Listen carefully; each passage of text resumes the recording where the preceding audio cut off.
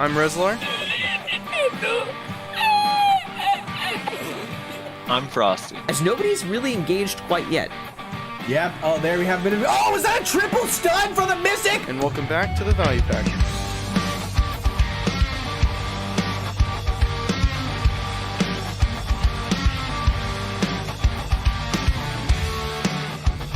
And welcome everybody to another episode of the Value Pack. No announcements, no guests, no anything. We're just gonna jump right into it because we've kind of been fucking around for like 3 hours now. First thing on the list, Caphras Changes, right? Yep. You wrote Caphras Change on, like the Change one word change. That's a new server we're getting. Yeah, Change on server. What is the change? Because I haven't been in the loop lately. Okay. So Caphras stones are right now when you pull them out, it costs 10k per Caphras stone, and you only get back 85% of the Caphras stones you have in the piece. On global apps, they changed it to 100k per, which is 10 times more expensive, which is a lot and adds up, but you get 95% of your Caphras stones back. So I was doing some rough numbers, and it looks like it's still going to save you money in the long run. Unless somehow Caphras stones drop below like 2 mil per, then it might start fucking you, but I don't see that happening. I mean, overall, I would say a little bit of extra money is fine as long as you get more of the Caphras back. So yeah, so to take out 1,000 Caphras stones, it's going to cost you about 200 mil, but you get more back, right? You get 100 more Caphras stones back. So as long as it stays at 200 mil or above, or at 2 mil per or above, I'm pretty sure. I think that math's right.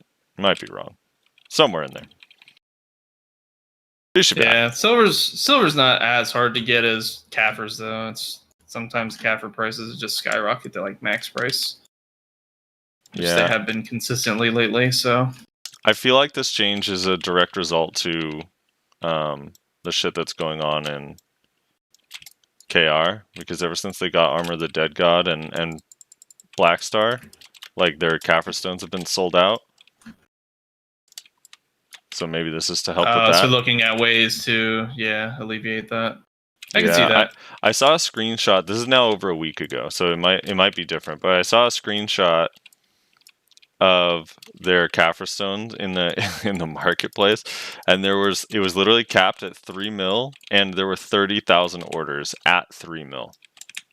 Jesus. Yeah, with none listed. And I was just like, dude, that would suck. Because right now, like, almost no one buys them at 3 mil. Like, there's a lot sitting at 3 mil, but people usually put an order up. We have a lot of orders filled. at the. Yeah, definitely. I do the same. I'll just put an order at a lower bracket and just wait till it gets filled. And then, coupled with that change that's on global apps that we'll get down the road, we also have 3 new rift bosses that give exclusively Caphras stones and no box. Have you guys done these yet? Yeah, in terms of the spirit. Yeah, the spirit dust. Yeah, I have done these, and it's a lot of spirit dust. It's a lot, dude. The lowest one I got, I think, was like 86 or 88, which actually triggered me. But that's still a lot of Caphras stones. I think like 18 or 17 Caphras stones.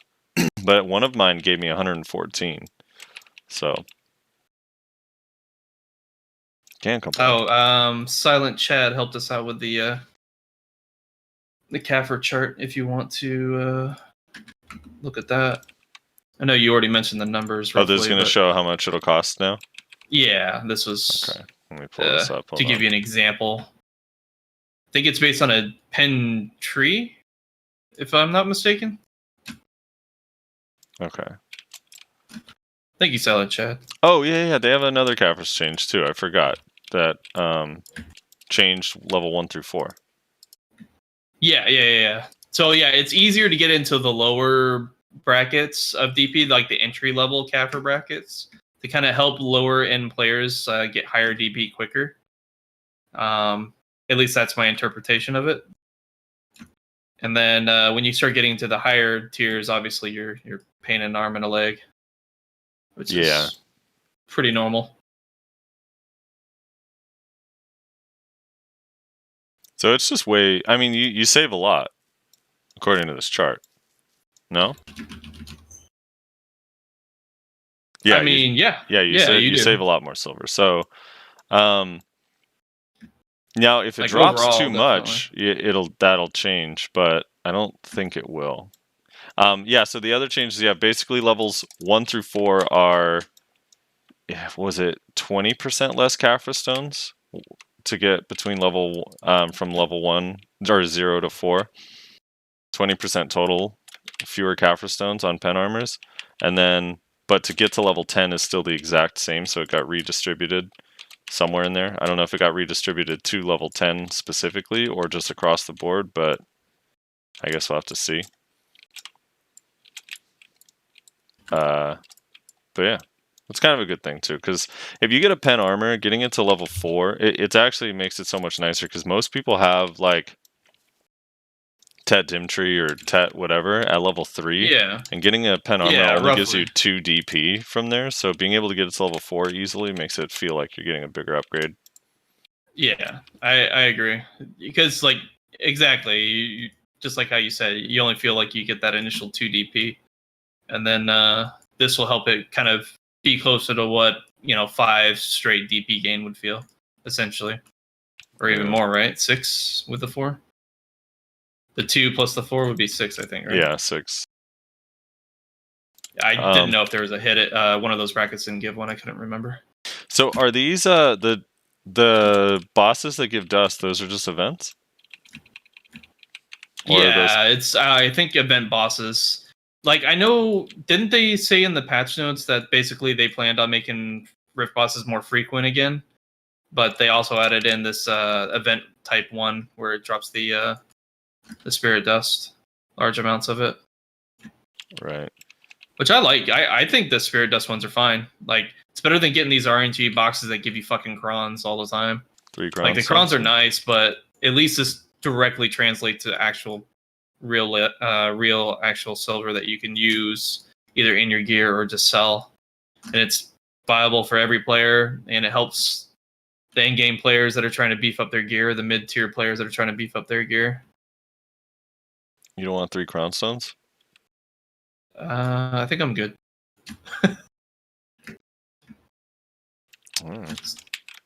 Rez, any thoughts on Caphras Changes? Seems pretty cool. He's mad about his. I guess we can't say his internet. He's mad about BDO's internet. Combination.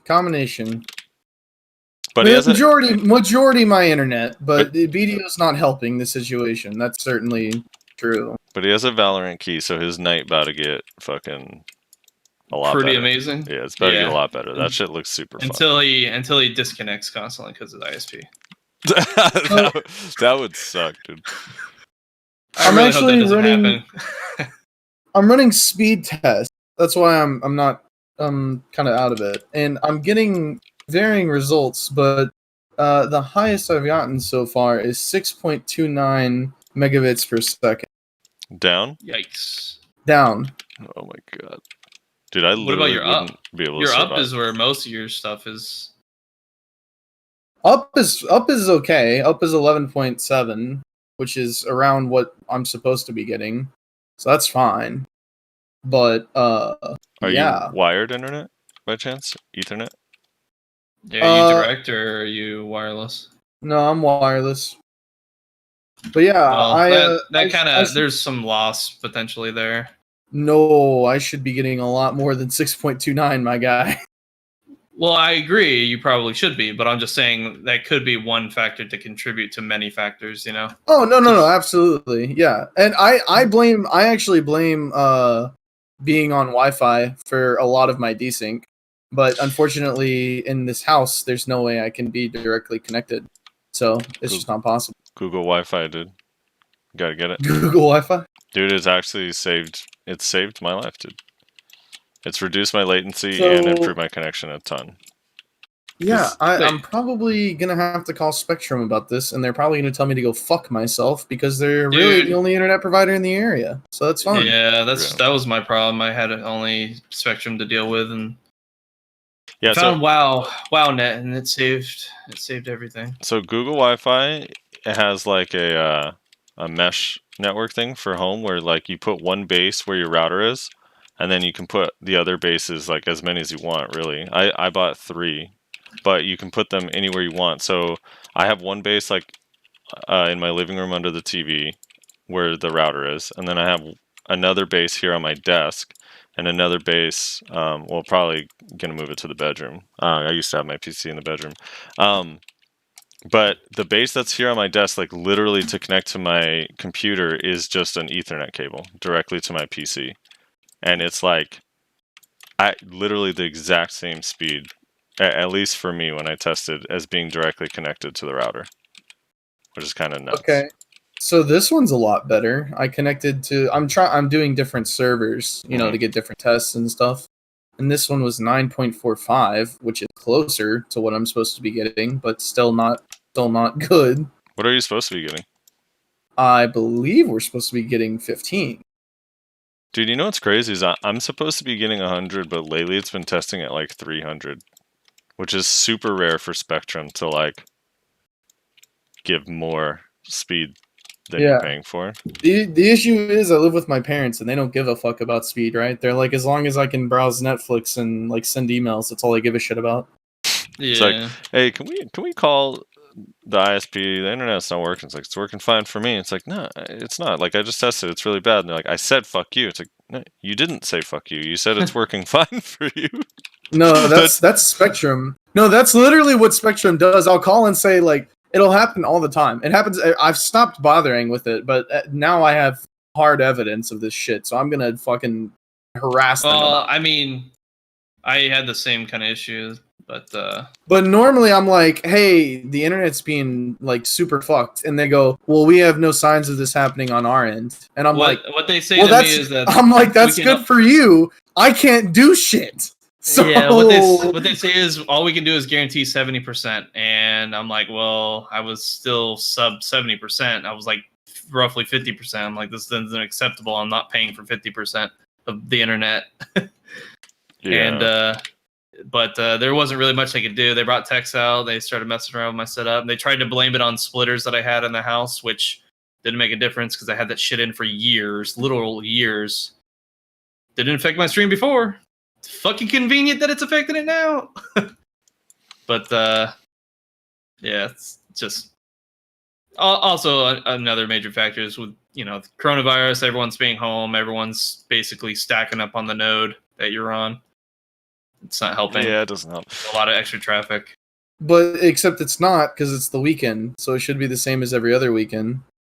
I mean, close to it. Well, I mean, there's also still people that aren't stay out. at home instead of going out. I'm aware, but it's not like a weekday where like 90% of the population is not at home because they're working or whatever. You know what I'm saying? I had a when I lived, just the thought, because you said you lived with your parents, made me think of when I was living at home.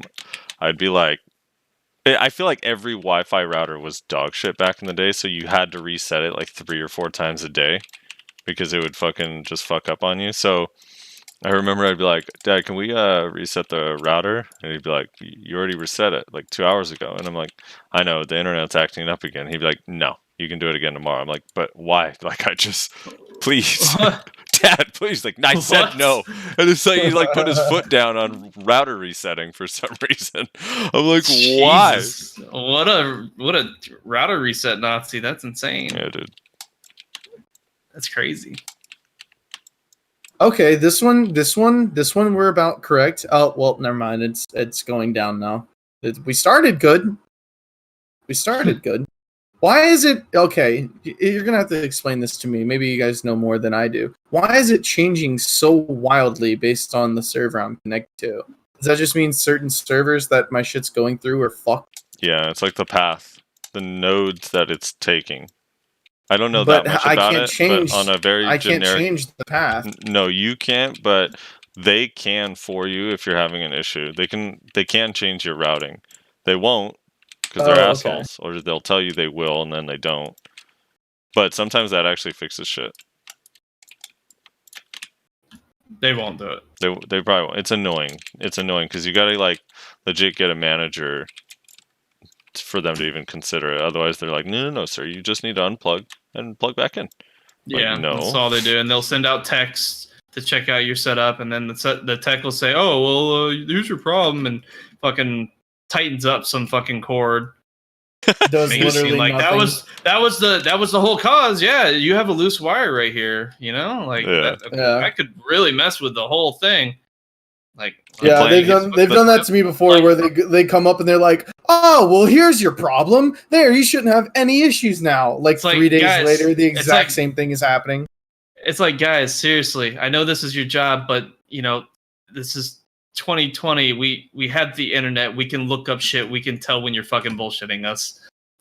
Come on, actually fix the problem or tell me you can't fix it. And they're like, so Be your honest. internet is working.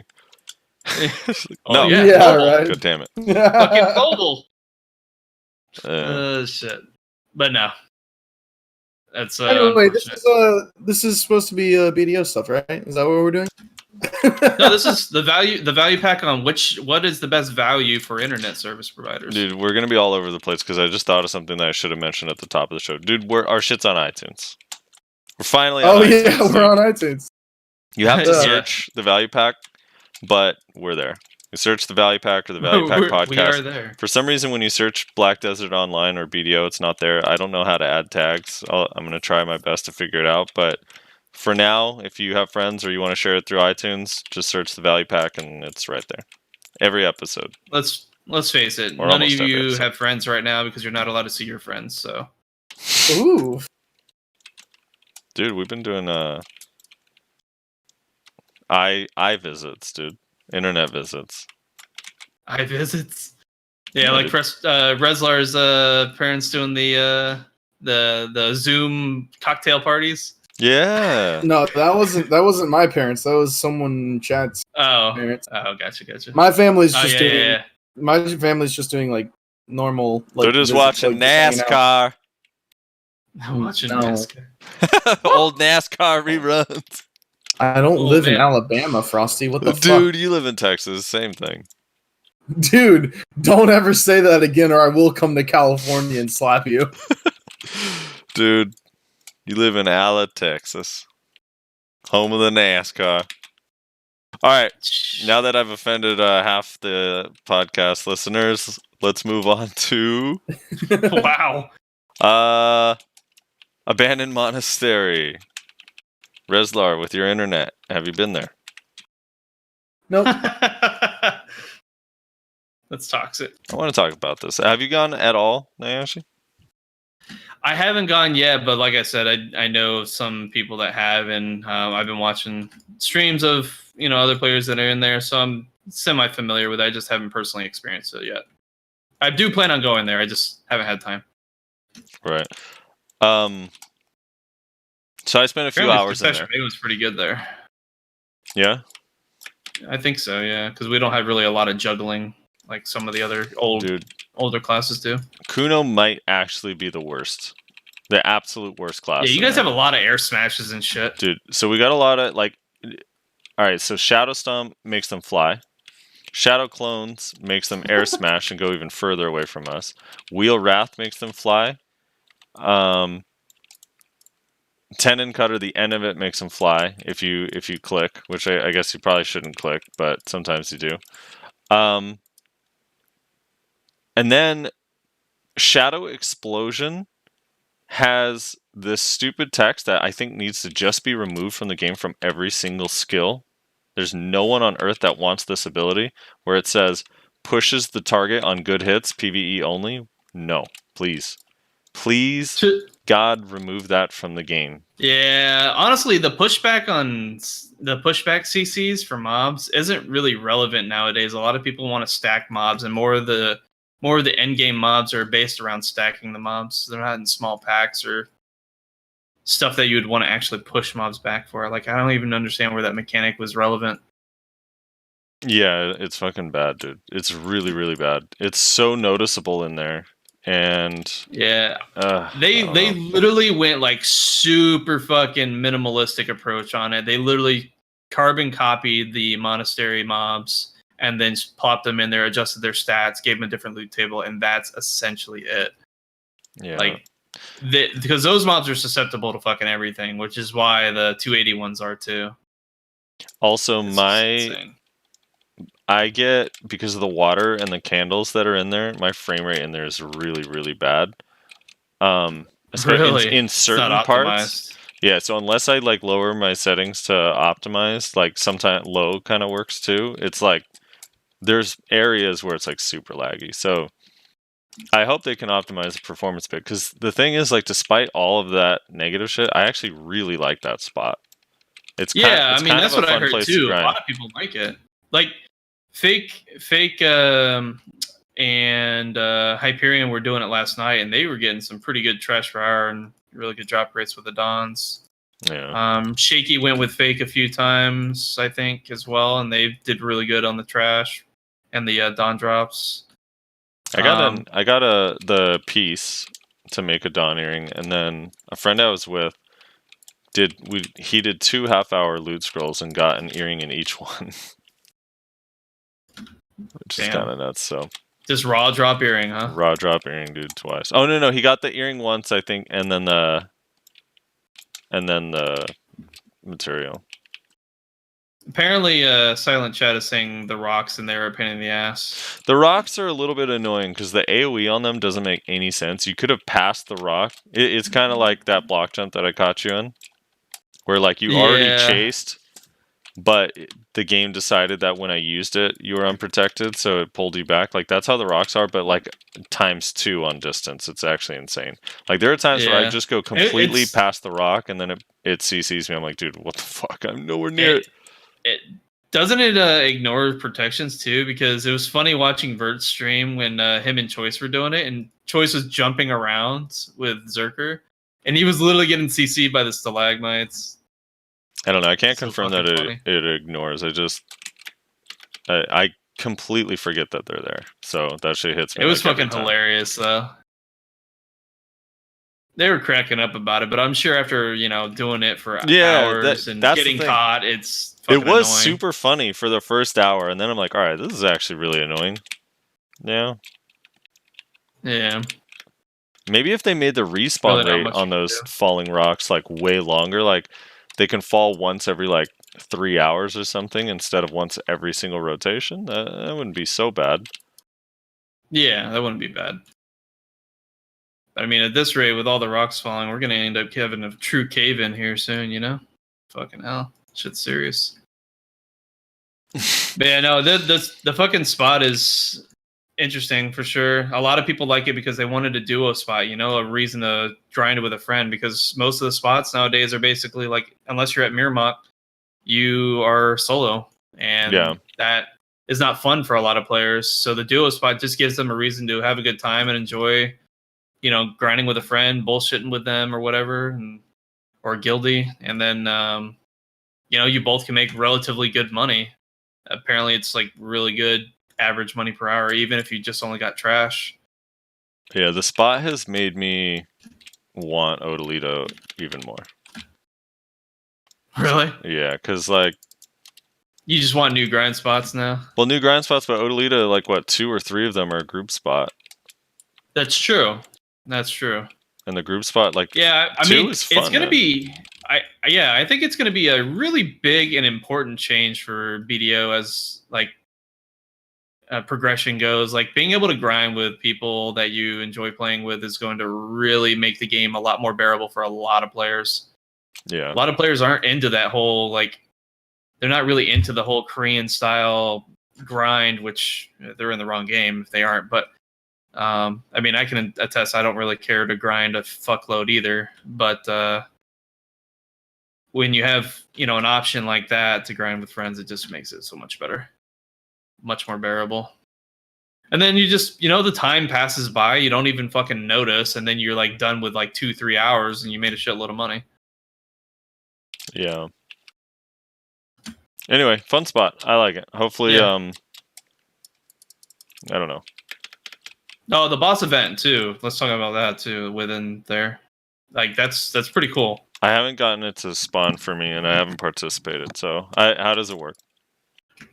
So, as I understand it, while you're grinding and whatnot, you get these orbs every once in a great fucking while, and you need 5 in total before you can get the boss to spawn. And then you get an announcement on the entire channel, letting you know that Dawn's Grudges or something about Dawn's Grudge, whatever has been manifested or whatever. I don't know, some stupid message like that. But basically, it says boss spawned, and everyone and their mother can come over there and try to kill the boss. It's supposed to be a 4-person boss roughly, but when you have opponents coming in trying to take it from you, you're gonna flag up and you have to defend your boss basically. So it's a pretty cool, interesting little mechanic. And it'd probably be really toxic if you lost your boss spawn, but it can start some interesting GVGs over it. So it's pretty cool. Typically you don't want that when you're grinding and trying to focus on making money, but it could help diversify the what you're doing rather than just grinding the entire time for hours and hours on end. You might get into some PvP type scenarios, which in my opinion helps break up the grind session from being super mundane to be a lot more interesting. Yeah. And then how the rewards work is the top 2 DPS get guaranteed Dawn pieces. So Oh, really? Yeah. So, for example, like Vert and Choice were grinding the other day on Vert's stream, and then the Dawn boss spawned, and Huntler and Mac and a few others popped in there to try to steal the boss. As a joke. They actually were coming there to just defend, but it looked like they were trying to steal it. So they're all DPSing the boss with Vert and Choice. Vert's like, I'm going to be so pissed if I don't fucking get this fucking item. But no, they ended up doing enough DPS. They were fine. They were just trolling them. So it's pretty cool. It's a cool mechanic. So if you don't want to flag on people and try to take the boss, you can try to out DPS them to get your item or steal theirs, I guess technically. Right. It's just interesting. It's just different. We don't have anything else like that, so it's just cool. Yeah, it's a cool spot. I like it. I'm curious if the Pirates one is... And the Pirates one looks scary as fuck, because I'm pretty sure they hit hard as hell. But... Pirates one. Oh no! Almost died to fucking Sakurai mods. Holy shit. Wasn't paying attention. You been grinding Sakurai? Yeah. Pretty much every day. I like it a lot, except when I'm not paying attention right there. Okay. Abandoned Monastery is cool. More spots like it, please. Soon. Soon. Definitely. Man, the Odalita ones look so cool too. Because like the thing is, I don't love being in a cave. The PvPing in there is actually a nightmare because it's so small, and the mobs are CCing you so often that PvP is actually really hard in there. I feel like the mobs hit harder than Star's End, not quite as hard as Sakurai, but when you have 2 people and you pull a few more than 10, it can get a bit dicey if you get CC'd. It's like you'll suddenly take a lot of damage, but I feel like for the most part, if you're not getting CC'd, you should be fine in there. As long as you're like 309 Kudo. Since you personally experienced it, what would you say the damage is in comparison to, like, say, Sakurai? I've heard it's fairly similar. They do maybe a little bit more. No, I feel like they do less than Sakurai. But they have, but there's more mobs that are attacking at once because you're there with 2 people. True. Yeah, because you have 2 sets of pulls. Yeah, and some of the packs you have like 12 or 14 mobs, so it's like if you get hit by all of them at once, maybe each individual mob does hit harder than Sakurai, but the attack speed is slower. I don't know. Yeah, you just kind of negate some of it. Yeah, I guess it's comparable, but I feel like you're getting hit way less than at Sakurai. Whereas Sakurai, they're like consistently attacking you, and I feel like those mobs, some of their CCs don't actually do damage on the CC, they just CC. Yeah. I wonder if this is kind of leading towards the main reason why they did the split damage removal rather than PvP. I always thought it was mostly for PvP, but maybe it's the PvE for places like this, because like you said, they each have their own set of 10 that they're pulling, right? So maybe the split damage kind of helps out with that. Or if it still only limits you to a max of 10 hits, depending on the skill. Because I think some skills, even though they remove split damage, they still have a max number of hits they do, as far as like number of players they can hit. So I don't know if that affects PvE the same. I don't know. Just a thought. Yeah. All right, moving on. Lahn nerfs. Make it quick, but basically the Lahn's nerfs are not as bad on KR as they were in Global Labs. PA just wanted to scare the living hell out of all the Lahns. Yeah, Blade Dance gets to keep its super armor. The PvP damage is still reduced. Crescent Barrage, I believe, gets to keep its super armor, but the PvP damage is still reduced. They ended up Blooming Netherflower, the spin, had kind of a gap in the very, very start of it on Global Labs, and that gap has been removed, so it still has super armor for the whole thing again. But the PvP damage is still reduced in that as well. Salpuri Purge damage has been reduced still, and super armor still removed. And then they are going to still allow you to use mouse movement when using Nimbus Stride. So if you use the long cooldown flying, you can mouse move, but I think outside of that, you can't. They kind of removed some other mouse move stuff. Yeah. Which was good, because with how much damage you could stack up from just staying like right on top of someone's face, that it was just insane. Yeah, it's still they're pretty harsh nerfs, but it's not as bad as Nah, definitely originally. it doesn't sound as bad, but much more targeted towards some of the issues. That class is so weird to me, because like literally that first week it came out, I was like, dude, this shit does no damage. The fuck? And then they buffed its damage, and it's like, wait a minute, what the fuck? Yeah, there's like literally 180 on this. What the hell's going on? Yeah, I don't know. I still think after the changes, it's gonna be rough, because I don't know, fighting a like Guardian, Warrior, Valkyrie type class where they have SA in the back is gonna be so hard. Or SA on their blocks. Yeah.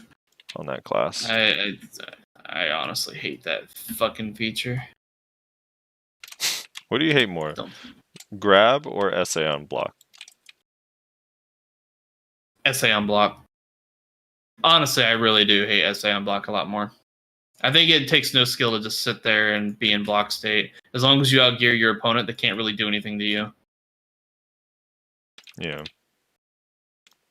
It's like, okay, I'll just sit here and wait for cooldowns and rinse repeat. I'll pop through your damage dealing, because you're not gonna be bold enough and ballsy enough to just try to dive in on my block, so because you know it's a lost cause.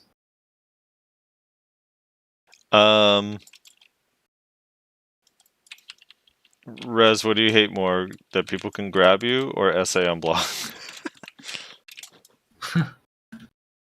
Are you actually asking?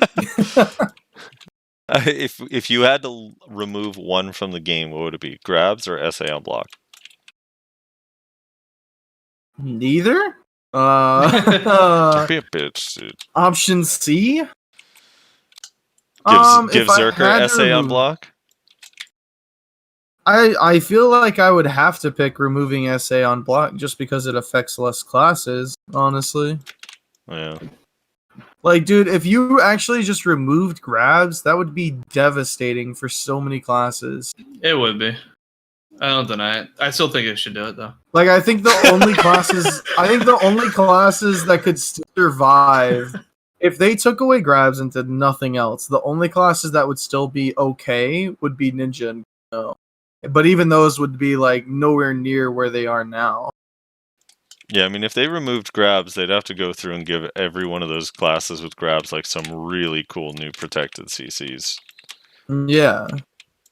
Yeah, well, I mean, one of the big ways you could fix that is like more quick type CCs. Like a lot of those classes that have grabs typically have slightly slower than average CCs, except for like an example like Warrior. I mean, I guess that's not really true. Some classes just have really good CCs that are fairly quick. Some don't. I guess it's hit or miss. Because I mean, what kind of helps like a class like mine or Musa, like Maehwa or Musa, to help deal with the fact that we don't have a grab is that we have really quick CCs. So that kind of helps with knowing your opponent. That way you can help outplay and, you know, target those gaps in their protections. So the quick CCs help make that a possibility. So I think that would have to be like the same kind of thought process that would be performed for classes that they remove grabs from. I think it would be so bad for the game, just in general. It would I be. think it's a with cool. how they design the classes now. Yeah, I feel like it's just a cool, like, it's a cool style thing that separates good players from bad. Like when a good player knows how to play like a little bit more mid-range because the grab is dangerous, especially against like Striker Mystic. Like when you watch like a Musa, Maehwa, or even like now Lahn, like against a Striker Mystic, it's kind of like, I don't know, there's an art to it that I think is kind of cool to watch that good players can do. Whereas like the bad players just int right into the grab and get caught every time. They just are like, I have SA, I'm grabbed, that's not fair. that's me. Every time. No. Anyway, all right, moving on. Lahn Nerf's not so bad. All right, this is going to be kind of a short one outside of like the comments. We got a lot of comments, but the water park thing, I would just recommend. There's not as much shit. Honestly, I haven't even gone there. Oh, you should, dude. One of them is actually really worth doing. So just put on trial gear, AFK the thing, your character over there, and just do the crab event. You get it from the little Pappy guy that's kind of in the middle, or Papu, or whatever they're called. All you have to do, you talk to him. He gives you a scroll to run a crab boss that's right there on the beach near where he is, like a few feet away. You go run the little crab boss, just have like the free trial gear on it. Kill the crab boss, turn it in. You get 2 Caphras stones, 2 dust, and then a crab boss like token or whatever. And at the end, you can exchange 14 crab boss tokens for a Vel's. Yeah, but how many days is this event going for? I think it's only going for 2 weeks. I don't know. It might only. I've already missed. I missed the first 2 days before I even heard about it because I was busy. So I was just like, well, fuck. I still think it's worth doing because you can still get a Caphras bundle from it. Plus, you get 2 Caphras every day and 2 memory frags. So it's like by the end of it, you're gonna get like 100 Caphras or so, more or less. You get a Vel's bundle, advanced bundle. Yeah, you get the Vel's advanced bundle, so you have a chance at a heart. Basically, you have a chance to get more crons and or Caphras crons and coral. Coral. Yeah. So that's in Blackstones too. You get those. I actually should do that before reset. Yeah, you can get a rainbow ring. Yeah, that's true. You ain't getting no fucking Vels, but you can get a rainbow ring. Hey, the other thing I do think you should do is in Velia, just park a character over by the stable keeper in Velia, talk to Clorence, and every day you get either an EXP egg that stacks with other EXP buffs, so it's 300% EXP, 100% skill EXP for an hour. You get one every day. What? All you have to do is talk to the NPC. You don't have to do anything else. You talk to the NPC, go talk to the goose that's next to him, then talk to the NPC again, you get your reward. Or if you don't want the EXP egg, you can choose between an egg that gives you like sharps, hards, blackstones, or Caphras stones. So your option's either 3 to 4 Caphras stones every day, or the EXP thing, or sharps and hards. Interesting. And that one like literally is just talking. It takes like 5 seconds. That's a lot of effort, dude. The crab one is a little bit more effort, but even then it still is like 5 total minutes and you get everything. Is the XP egg bound? Do you know if it's bound? I think you can move it. I'm pretty sure you can move it. Yeah, you can move it. I'm like 90% sure you can move it.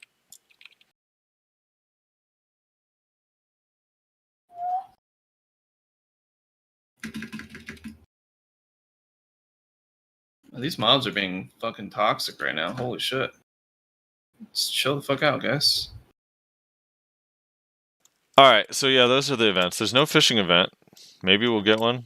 I don't know. Right now we don't have one though. Yeah, where's my fucking octopus or we are getting a lot of Caphras mullets events, so Caphras stones are easier to buy. Yeah, I think that's fine. I like that. Now that I don't need them really. Wait, why don't you need them? I mean, I will need them eventually, but I need to save. I'm trying to get a pen accessory. Oh.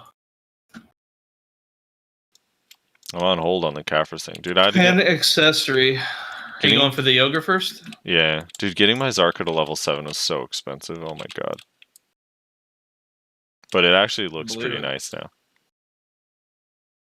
Now What are you at now? 297, 297? No, I'm 289 with Kudum now. Disgusting. Yeah, that's pretty gross, Actually right? disgusting. So yeah, if I didn't have Kudum with a Pen Nuva, I'd be 302, I think.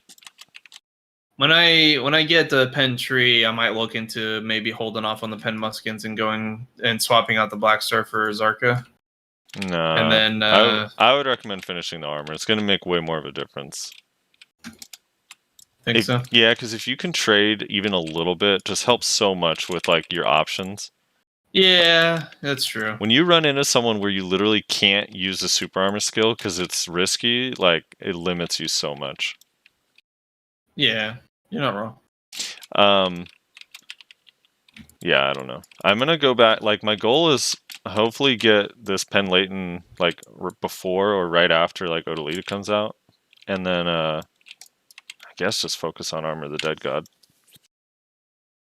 Nice. That'd be pretty cool, man. I just want to be able to grind all the spots. Like I really want to do those golems. That shit looks cool as fuck.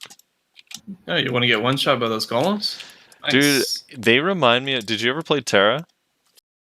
I did not, but I have heard a lot of things about it. They remind me so much of like the BAMs in Terra, like just really giant slow mobs that'll fuck you up if you get hit. I think you said that too when we watched the video when we're reviewing it over one of the other podcasts. It looks fun, dude. I think it looks pretty fun. I agree. And the risk, dude. Fucking good. And that's the only place to get the new crystals, I'm pretty sure, for your awakening weapon, if you want to use those, the accuracy one. Probably, yeah.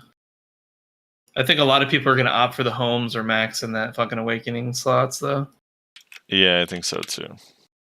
I don't know. I'm still kind of torn on what to do. If corrupted crystals weren't so OP, I feel like it limits my options that I basically have to use those. Yeah, they're really good. I mean, especially now that you have a a clear way to use them without affecting your gem build. Yeah. Dude, the accuracy ones are so nice for PvP, though. I mean, it's like, it's only, if you have 2 of them, I'm pretty sure 2 of them is 6 accuracy and 10 human damage. Which actually is a lot of damage. Pretty good. It's a lot of damage. It's a lot of damage. Yeah, that should add up, man. Plus, the Garmoth Heart in that weapon gives you 3% critical hit damage anyway. So it's like kind of a lot of damage in general, just the whole thing. But the Hooms, like for me, the Hooms would just enable me to have the 4-set Hoom and special attack evasion crystals, which would be nice. Yeah, you're... I don't know, like ever since I started getting into the evasion, I'm noticing that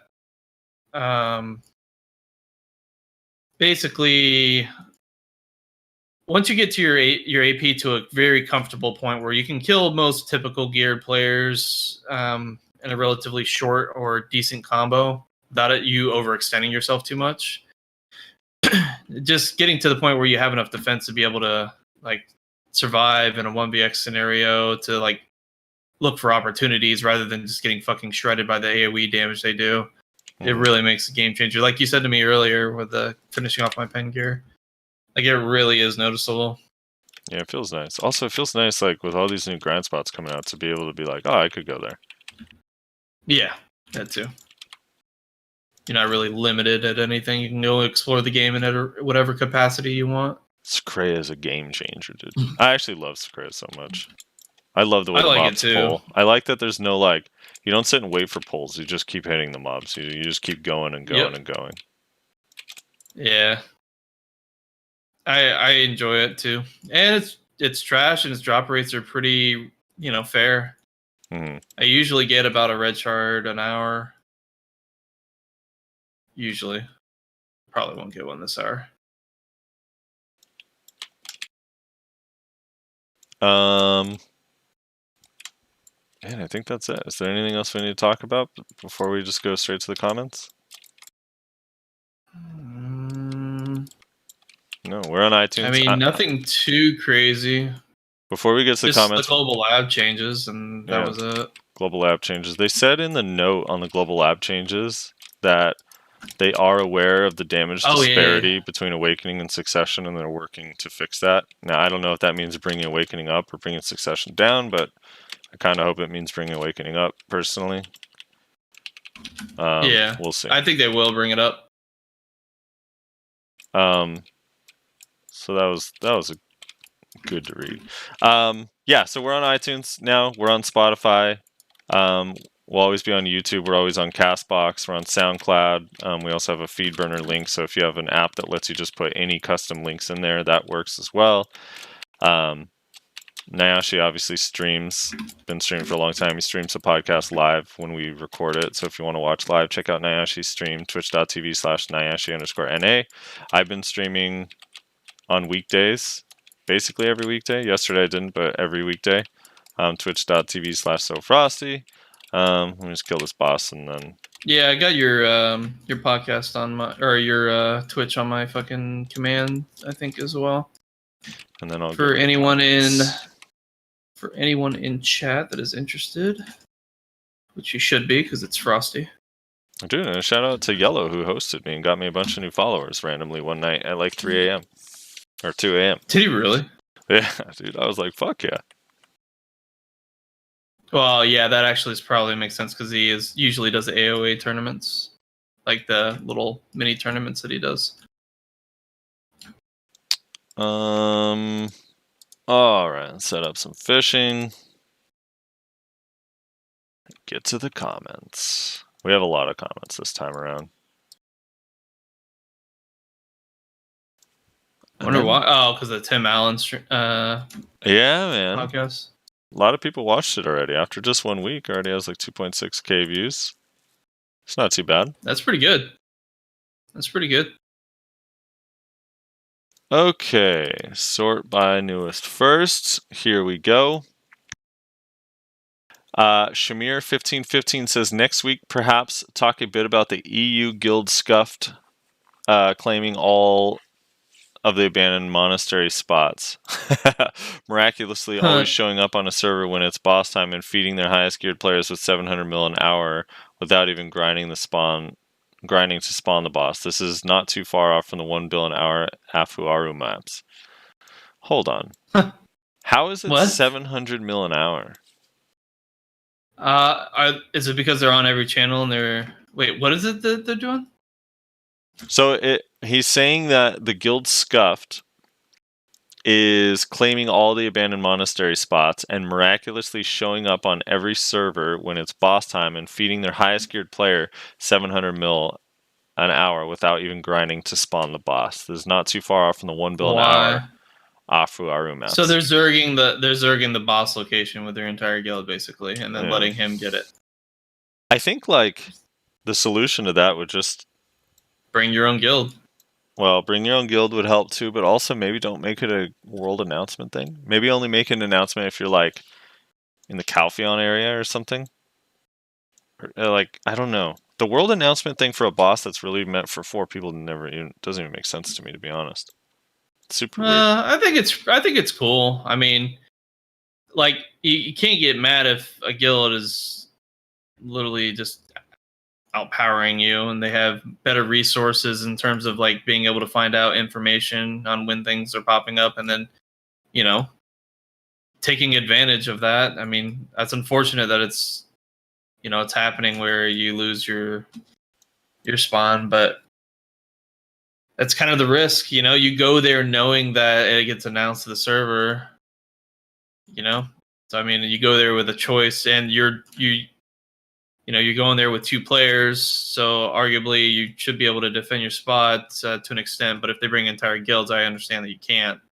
Is the guild? My only answer I mean, that's just asking for nobody to grind the spot, though. Is the guild scuffed like the strongest guild there? I've never even heard that guild name. Like, can't like some of those bigger guilds stop them, like Sovereign or whoever else is big out there?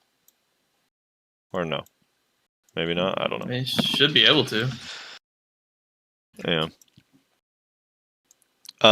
EU's large scale scene I hear is pretty much dead. So I mean, there you go.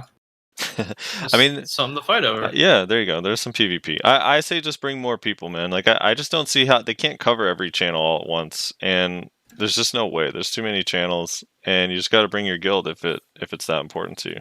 I mean, it does kind of suck what you're saying, but eventually it's going to get exhausting, and the rest of the guild's not going to want to sit there and farm, like change channels for a GVG just to help one dude get 700 mil an hour. You know what I mean? And why are they Eventually feeding that one shit gets player old. that's already top? Yeah, why feed one player that's already top gear score? What's the purpose? I don't understand. Yeah, I don't think it's comparable to how about beef up your other players in your guild so that you have like an average gear score of like 700 rather than, I don't know. Yeah. It just makes more sense to me. If you were going to do that and go through all that effort, why not beef up the other members? I don't understand either why. I don't know. I would not. I would be if my guild was like, "Hey, let's go over here so we can get this one guy money." I'd be like, "No, absolutely no. I'm not wasting my time." Yeah, like I would. Like That's if weird. they're gonna have that kind of selfish mentality for them, then I'm gonna have a selfish mentality for me. That's how I would feel. Be like, I'm not doing that for anyone else but me. And it's not. This is not comparable to Afuaru maps, man. Like that's a little different. No, not even close. Not even close. Underscore says my favorite podcast trio. Thank you. Kenichi Sai says I like that Tim said that Lecture. Siege is hella scripted, unlike some other people who is all bullshit. Quite refreshing to hear it, because frankly I'm tired of these stuck-up pricks pretending that Siege is not scripted when it obviously is. Very, very refreshing.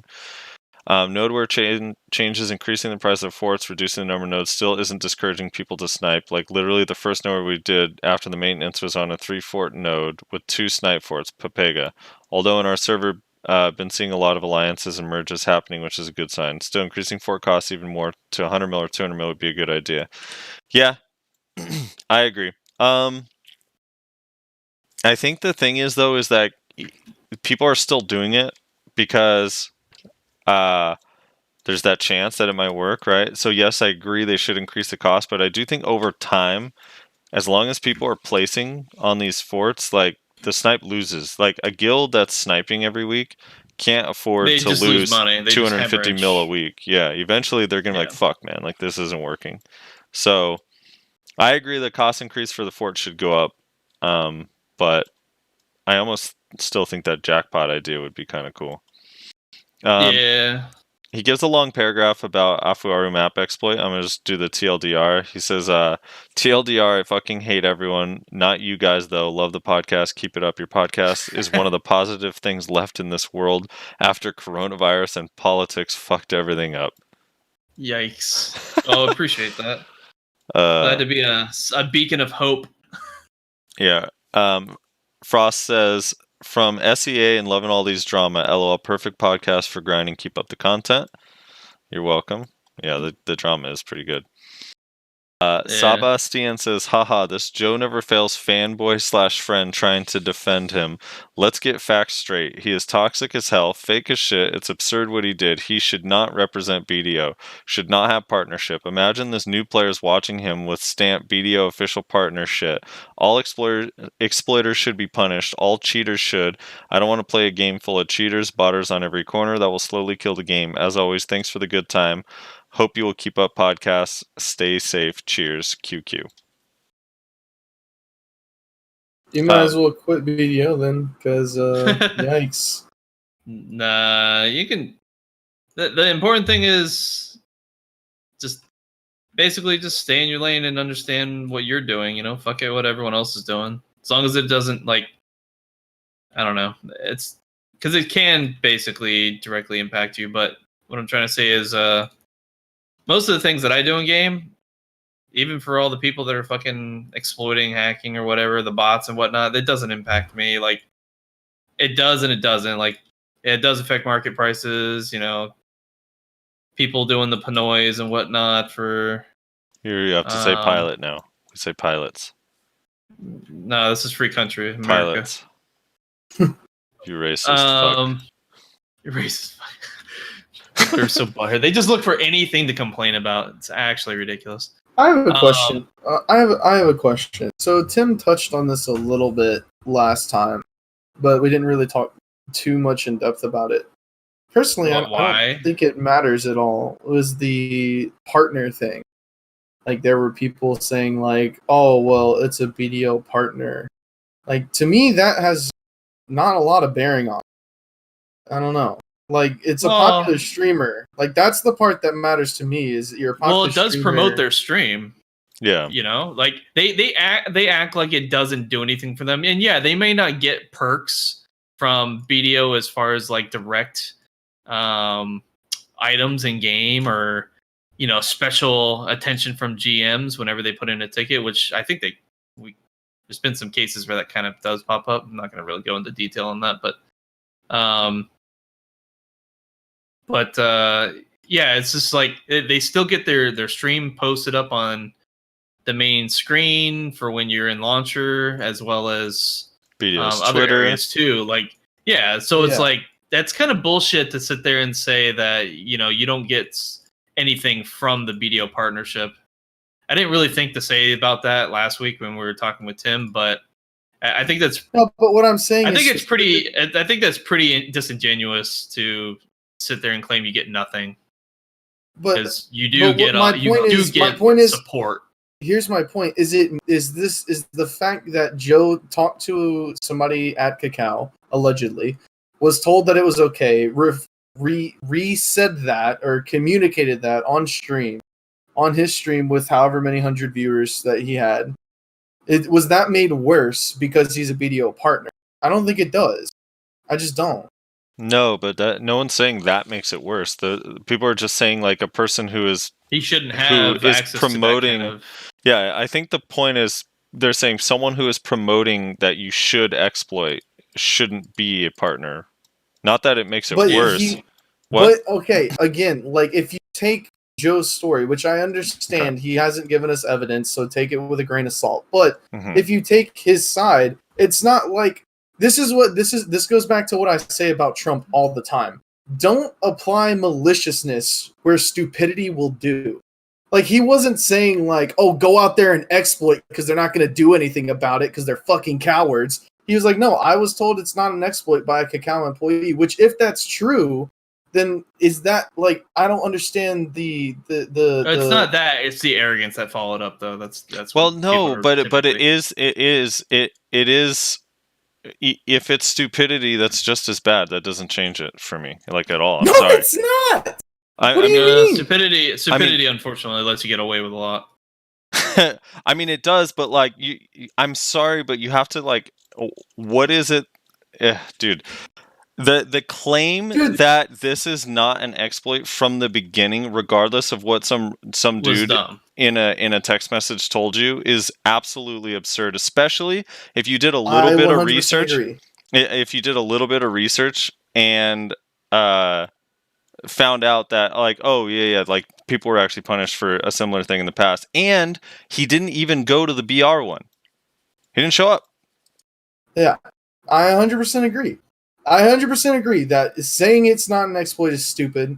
Doing it was stupid. Everybody should get punished who did do it. But my point is if you talk to somebody who works at the fucking company and they say, yeah, don't worry about it, it's not an issue. And again, I'm well aware that we have no proof that this actually happened. He could just be lying. Who fucking knows? But if you believe that, then I think that, does it cleanse him of all his sins? No, but does it make it to where he should lose his partnership because he represents BDO because he communicated what he was told by someone who works at the fucking company? That's insane to me, bro. No, it doesn't. It doesn't absolve him of anything. And, like, here's the two different things that you have to also think about. Is one, did the person say, "Hey, announce this"? Like, you can make this an official announcement. Like, you need to promote this. No, well, so why did he? Joe was saying it's a private type conversation. It's a private thing. And two, like, you have to know, if you're going to stream, like, it's kind of like if you're on TV or radio or any situation, like, there's certain things you just have to, like, kind of know not to do. Like, for example, no, and I agree. We all cuss right? Like we cuss all the time. But if you're in front of your grandma or your mom or you're at a job interview, the interviewer doesn't need to sit down and tell you like, hey man, like don't cuss during this interview. You just don't do it. And, You don't know this what is kind kind of of jobs that I go same for. situation. It's like, well, if you have to ask, you probably shouldn't be telling people that it's okay on a stream. Like if you have to ask, until they say, let them say it. Don't fall on that sword yourself. No, I agree. And that's why I agreed with Tim whenever Tim last week was like, now I don't think Joe should have came out on stream saying that he had he had did talked say to an that. employee. I 100% agree with that. That him coming out and saying that he talked to somebody at the company who said it wasn't an exploit, and so it's not an exploit. That was a horrendous mistake on his part, because that just inserted him into the situation basically unnecessarily, considering he apparently didn't even do any of the fucking chests. So it's like, I agree, but again, this is all just stupidity.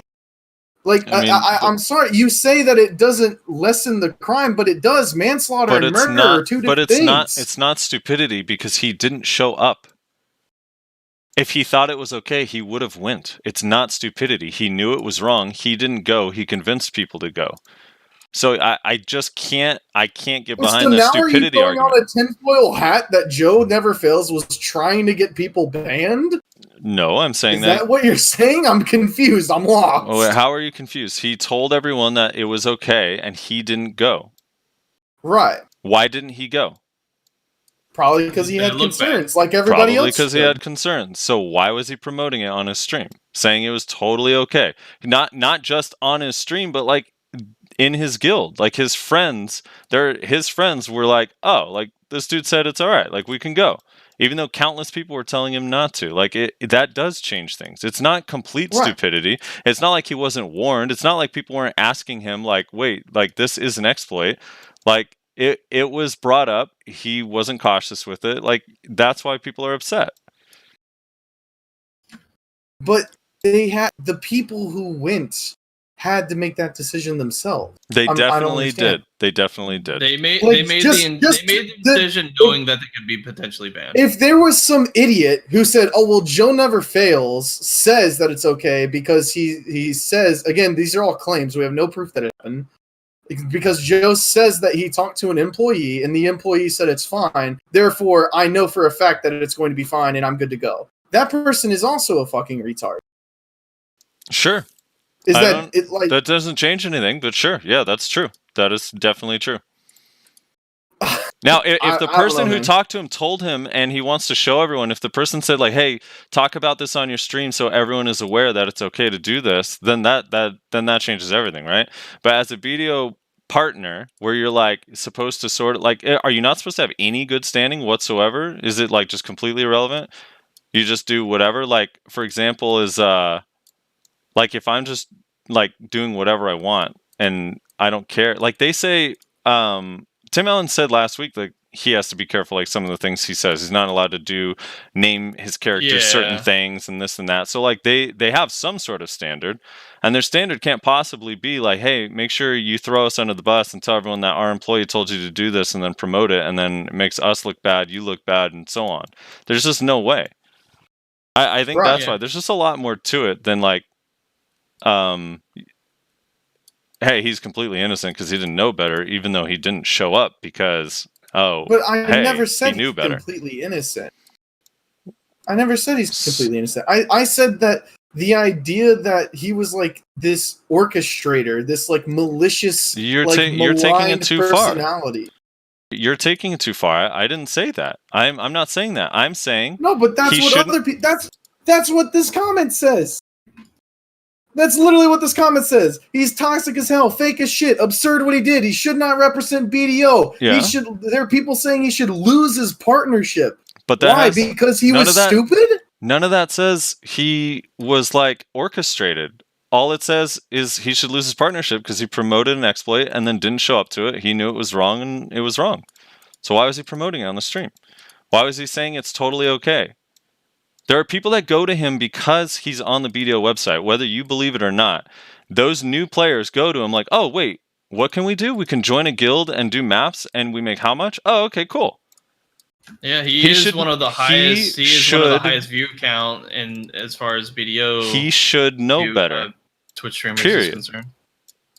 I So agree. he is going to be a resource for a lot of newer players. That's it. This guy didn't say that this guy orchestrated a whole thing to convince people to go and then bail out himself. He just said the dude's No, fake. that's what you were saying. No, I didn't. You changed what I was saying to make it that, to make your argument sound better, but that's not what my argument is. My argument is just that he should know better. He's a BDO partner.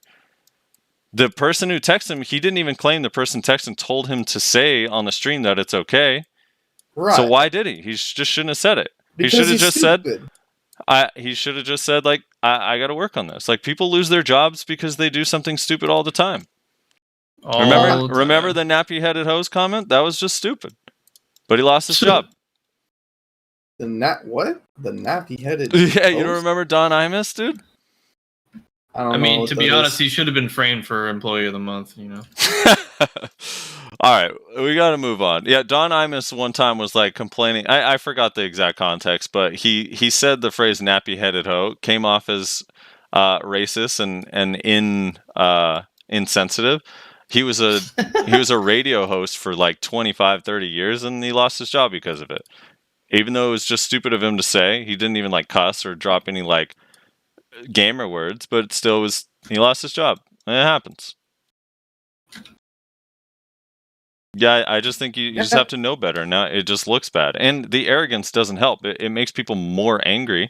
So maybe if the argument is like they shouldn't be even more angry, but I don't think people are that wrong for saying like, why is he a BDO partner? He's just not, he is toxic. He's kind of like, he's hateful and mean and like not really like a super nice person. It's a weird thing to be like, oh, BDO says like follow this guy if you want to learn the game.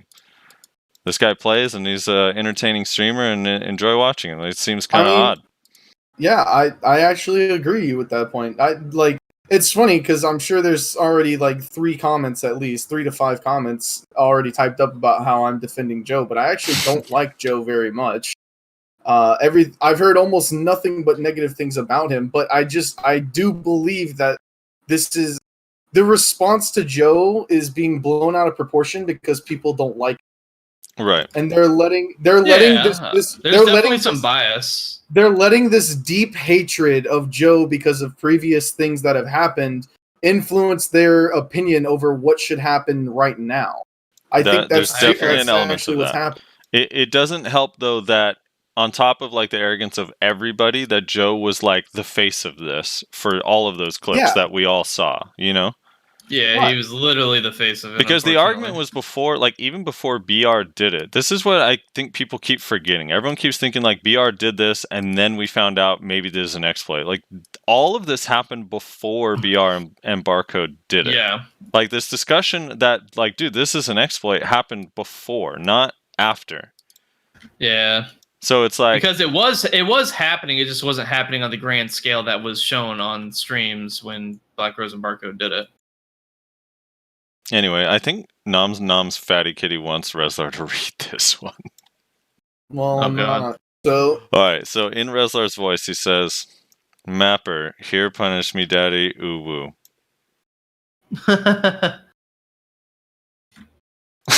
Yeah, he definitely needs Reslar to read that. Yeah. not happening. So.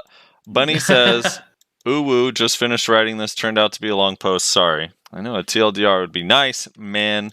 I'm going to read through some of this. Frosty, no more Kuno, Nani, and yeah, no, I'm still a Kuno. That was only for one podcast. I was a ninja, right? He says, interesting podcast, had different opinions on Tim pre this podcast, but now I think he's a nice dude, not going to lie. Anyway, hope the exploiters get some form of punishment and that devs won't care about this person paid this much so we can't ban them. If this person paid... You're saying they won't decide not to ban people because they're whales. Oh, basically. right. Yeah, hopefully. He says, or else... Well, most of those Black Rose individuals, and I don't know about the Barcode, but I think most of the Black Rose aren't really whales. There's some probably, but... Else it'll just be a Blade and Soul situation all over this game as well. Just to provide some context, he used to play Blade and Soul, his main game himself. The game itself is amazing and fun to play, but the constant pay to win and poor optimization what made me quit mostly is people who exploit don't get banned. Blade and Soul had a 1v1 and 3v3 ladder. These ladders were basically dead in NA, so what happened is people from EU would log on NA during NA's least played times, get high rankings for easy rewards. The rewards would be STF, similar to Cacao Cash, but when you get in game, the catches, these coins are shared on both EU and NA. So they'd be getting like a few 10k of these just to give some value. $100 US would get you 8k. There's a lot more that is being exploited in this game still. Since I still keep up with the news, but yeah, just like abusing stuff that makes it unfair for others. Yeah, I agree. One last thing, I don't know if it's just DK, but Sorks aren't my biggest problem. I think Guardian is way more broken. As a no-grab class, I can't deal with their shift Q. I already have a ton of SA, and one shift F while I'm S blocking is say goodbye to my block. I don't know if it's a big counter to DK only, but I have to play super, super perfect to win against Guardian, and if it's 350 DP or more, there's just no way for me to kill them. I don't know. I'm 261 Kudum. I PvP with Kudum as well, since I'm going full evasion build soon. Maybe have Nuver will help killing them, since I die to them no matter how high my DP is, almost 324. Anyway, thank you for the podcast, for the long ass post. Didn't mean to write it this long, just happened. Stay safe. Yeah, I mean 261 Kudum is definitely low, but that's a hard matchup for basically everyone that doesn't have a grab. Yeah. And even classes with a grab, that's a hard matchup. Guardians have a grab, so I know Nayashe hates that matchup. This is such a brain dead fucking matchup. The only way to deal with it is just get more DP to help you be able to deal with the shift Q. But even then, as long as they keep scaling up with AP, it doesn't fucking matter. Yeah. It just needs to have some adjustments for sure to make it a lot more fair. I understand that they're pretty limited on what they can do movement speed wise or attack animation speed wise, but fucking hell, come on. I would recommend using Nuver until you can be 269 with Kudum, personally. Then maybe use Kudum for PvP. Yeah. Because you're only 324 DP anyway, so you're going to get destroyed anyway. Yeah. It's true. Might as well be able to kill them if you catch them. Neko Netkick says, great podcast as always, also great guest, really enjoyed it. Thank you. Wow, seriously says, I know a witch, Tim, that literally doesn't need CC to kill a target. Isn't talking about having... This is the resistance thing we were talking about last week. So it says, I know a witch, Tim, that literally doesn't need CC to kill a target. Isn't talking about having a less than 40% chance to land a CC against anyone with knockdown resistance as an opportunity for skill. It's lame, and majority of players regard resistance with contempt. Even if it creates opportunity to react, it gives a free reset based on nothing your opponent did. If it could be applied based on something other than high RNG because of crystals, sure, people could agree, but that's not how resistance is calculated. I agree. I agree very much, dude. I can't stand resist. Yep. Resists are not the randomness we need to make the game feel balanced. There's definitely other ways to go about it. Before I can, Space Pandino says, before I continue watching this video, I want to say that Tim saying the community is only mad because Snake told them to be is by far one of the worst delusional takes on the situation I've heard. A bulk of the community cannot care any less about a streamer or guild drama, but we know an exploit / abuse of an event when we see one. Now I'll continue watching. I mean, yeah, I'm agreeing with that. I think I had an issue with that statement too last week. All right, Tim defended himself. I understand what he's getting at with it, but Tim, like, this comment is disingenuous. I just don't think this is a Republican Democrat kind of approach to things. You know, as far as the guild drama. This is clear as day that it was a. Wait, let me read what Tim replied, Rez, and then say what you were gonna say. So Tim replied to him and said, "LOL. So as the conversation goes on, hopefully you better understand because that's not at all what I was saying." And it's really not. So like the comment says, Tim saying the community is only mad because Snake told them to be. That's not what he was saying. What he was saying is that Snake blew it out of proportion, specifically in the direction of Black Rose, or helped to, with the help of Joe Never Fails. They helped to blow it out of proportion, specifically towards Black Rose, and led this like community like hate train against Black Rose, including getting people in the guild to take screenshots of the guild members, getting the recordings and the comms of the people in there. Like, they specifically did rally around this, like, fuck this guild in particular, and it was 100% politics. But to say that Tim was saying that was the only reason people were mad is just not true. It's just not. Tim was saying, Tim even said, like, yeah, it's a problem and these people need to be punished. But it's like, it's the amount of, like, hatred that the community had for Black Rose specifically. Like, not even Barcode. Like, it's funny, people say Blackcode and Barcode, but Barcode is always just tagged on to the end there. The number one offender to everyone is Black Rose. Why? Because Snake pushed it. Snake streamed it. Snake got the comms. Snake got the guild list. That's what Tim was talking about. I still don't think it's as much as people think, though, personally. I think people are angry because of... Or it's kind of like... I keep making these analogies, but there was... I think, was it Ray Rice? Ray Rice got suspended for beating up his wife or girlfriend or whatever for, like, a couple games. And then, like, a year later, when the video came out and people saw it... Oh, my cat's trying to turn off my PC. Get down. Get down. When people actually saw the video a year later, they're like, what the hell? How is this guy still playing football? And I think those videos definitely made it worse, and that part is on Snake. But I still think, man, as crazy as it sounds, like, Joe almost promoted it, like, no, he did. Against Black Rose as much as Snake. And I do think there's a lot of people that don't even watch Vert, didn't see the stream or the videos, that also are just like, what the hell? Like, this is not cool. I think... Although Vert did have over 1,000 viewers at one point. Or I know, he had more than that, actually. Yeah, he had more than that. But yeah, no, there's a lot more. But that's not the whole community, yeah. Like, yeah, no, definitely not. There was many other streamers there as well. But here's the thing, like, I would argue that, yeah, Black Rose is kind of highlighted as being the main culprit, so to speak, even though it's technically not. There's other guilds involved as well at a much smaller level. Like, there's some Cozy there and some other independents from various guilds as well. So it was mostly just as far as full guild, activity, Barcode and Black Rose. But yeah, I mean, when you have Joe basically, like what was already talked about previously and what you were saying right just a moment ago, essentially kind of, broadcasting it from being a Black Rose representative. And then you on top of that, you consider the fact that Black Rose is considered one of the top tier guilds. Why does a guild that has such a prestige needing to do something like this? Why? Like, I would find that even more egregious. I mean, they also had Viz from Black Rose, Vicious and Sasha on I Am Choice's podcast the next day, and that had like 3.5 viewers, and they all talked about it, and that wasn't really Snake related so much. It was more like a debate. Like, they chose to be on there. Yeah. So I don't know. It's a little bit of everything. The Snake thing definitely promoted it a lot more, but I think people were going to be outraged regardless. I mean, the thing is like the outrage was already starting even before, before that. It's just like once it happened, people were already pissed. And then they saw the video, it was like, fuck. The screenshots of the loot started coming out, and everyone went, whoa, what is this?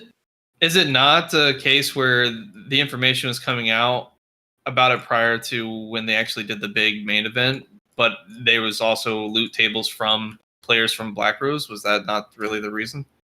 I mean, those loot tables... that was the first time where I was like, because when I saw the video of them like doing the chest, I'm like, oh god, like it just looks so dumb. But then when I saw the loot tables, specifically for me, specifically the fail stacks, I'm just like, dude, oh god, yeah, what the fuck? Like, that is insane. And then like you just see a stack of 1100 memory fragments, 2550 stacks, like 50, 25 stacks. You're just like, god damn, dude. And those were like, you got to remember, like, not to name any names, but some of those leaks had nothing to do with Snake. Those were literally BR people that didn't participate sharing those screenshots with people because they were bragging about it in their Discord, and there's people in the Discord that didn't participate. Yeah. So I mean, that's what I was saying. I thought the screenshots basically originate from Black Rose members. Right, but what I'm saying which is why I think the tag sort of sticks to being more of a Black Rose oriented thing. Well, also Barcode doesn't talk. Has anyone heard outside of Silverback, which now people are talking about the Silverback defense, where he said like in a court of law it wouldn't hold up or whatever, like that kind of is getting memed on a bit. But outside of him, I don't even think Barcode. They're just not as big in the community as far as like vocally either. Yeah. Right. Well, it's a dying guild, so. One thing I wanted to touch on, like, again, because I just want to make this point, like, I am not sure whether I'm not on board. I'm still on the fence about the whole losing partnership thing for Joe. I understand it. I understand where it's coming from, and I understand the argument for it. But again, I feel like people are using like this hatred that they already have of Joe, whether it's deserved or not is whatever. They're letting that seep into their opinions on what should happen with this event specifically. I think for them, it just, paints what they already know to be true. Well, here's how. But here's what I was going to point out. Why is nobody going around saying that Potion Shop should lose his partnership? Well, because I think everyone kind of... No, I can answer this. I can answer this. I think because everyone is in disbelief that he has partnership to begin with. Yikes! I don't have any personal.